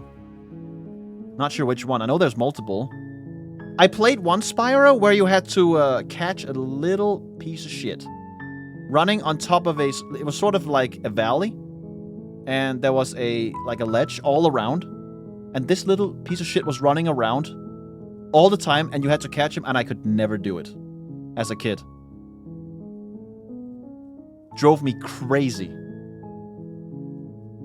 You know what I mean? Oh, you remember that? Which game is that? Is it Spyro 1, 2, or 3, or 4, or 5? I don't even know if there's that many. I remember catching lots of pieces of shit. Okay. Spyro 1? Oh, okay. Maybe you played that on PlayStation then or something. I'm not sure when it came out. But that was fun. I remember having lots of fun flying around with the little wings and all that.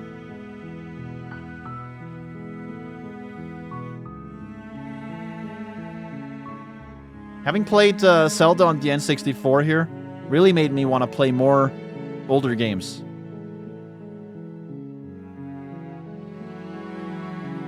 Yeah. There's so many classics, you know, that I never did play. Like Pokemon. Then again, there's so many Pokemon games, so why do you even start with that? It's so overwhelming. Even if someone is like, oh, let me tell you which one to start with. You start with that one. It's still overwhelming for me. It's so overwhelming to think of all the different games out there. Charizard, use Kamiyamio. No, that's Pokemon. Deus Ex. Yeah, Deus Ex, Baldur's Gate 2, Throne of... Okay. Oh, I do want to play Metroid. Because it's sci-fi, right? You're like a robot and shit. I want to play that. Sounds interesting. Will you go back to Rain World again? Now that the Watcher DLC. Maybe? I used to think I definitely want to do it, but there's so many other games I want to play. There's so little time. Like, I could just spam games all day, but then I wouldn't be enjoying them very much. I need to, you know, moderate it a little bit. Have you ever played Pong? Wait, are you talking about the real-life Pong? Oh, wait, Pong is in... Okay, no. Yes, of course I've played that. Maybe not the original. I've played a variation of Pong, for sure. Yeah, definitely. Cherry Blossom. There's a chance I'll play any game. There's no game off limits, so to speak. Like, I'll even play fucking FIFA. I'll give it I'll give it a shot, you know? I've never done it, but I'm open. You gonna do Silk Song? Maybe. Every time you ask, another week goes by, I won't play it. Just kidding. But I don't know why that game in particular is like so sought after in terms of what I need to play here. It's funny. Doki Doki Literature Club. Yeah, we're playing that. Fantastic. Break out of my comfort zone, you know? Because it's current, it makes sense. Yeah, true.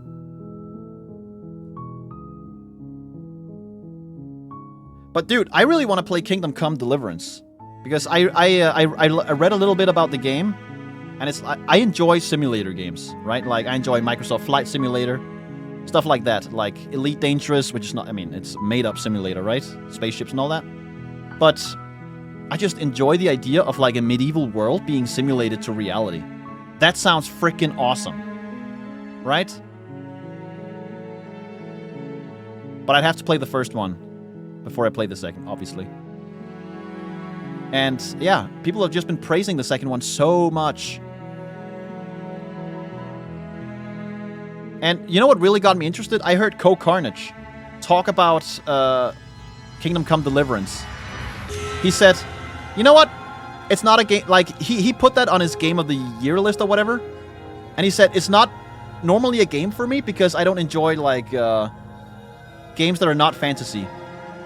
And the fact that it's still on his list, you know, and it was so good to him, it's gonna be amazing for me because I love that sort of thing. Right? I'm just thinking, damn, it's gonna be amazing for me then. Yeah.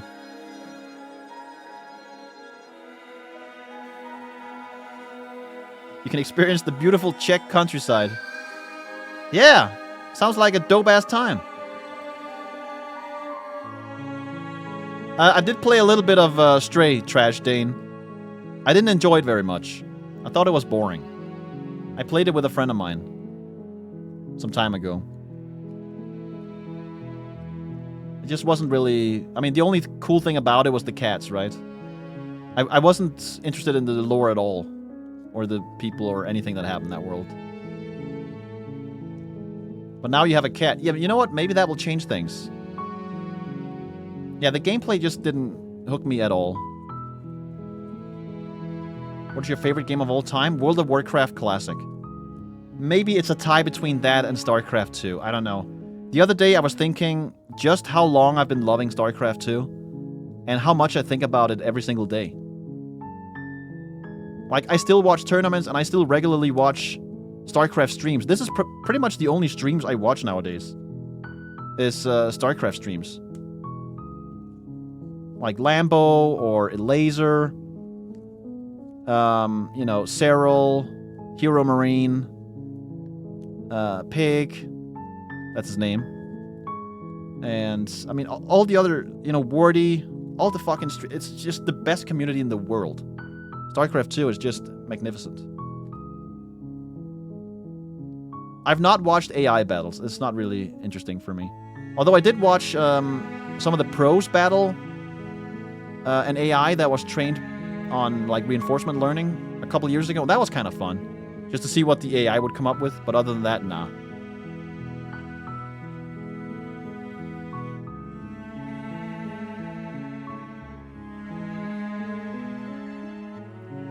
Okay, it's time for me to eat food.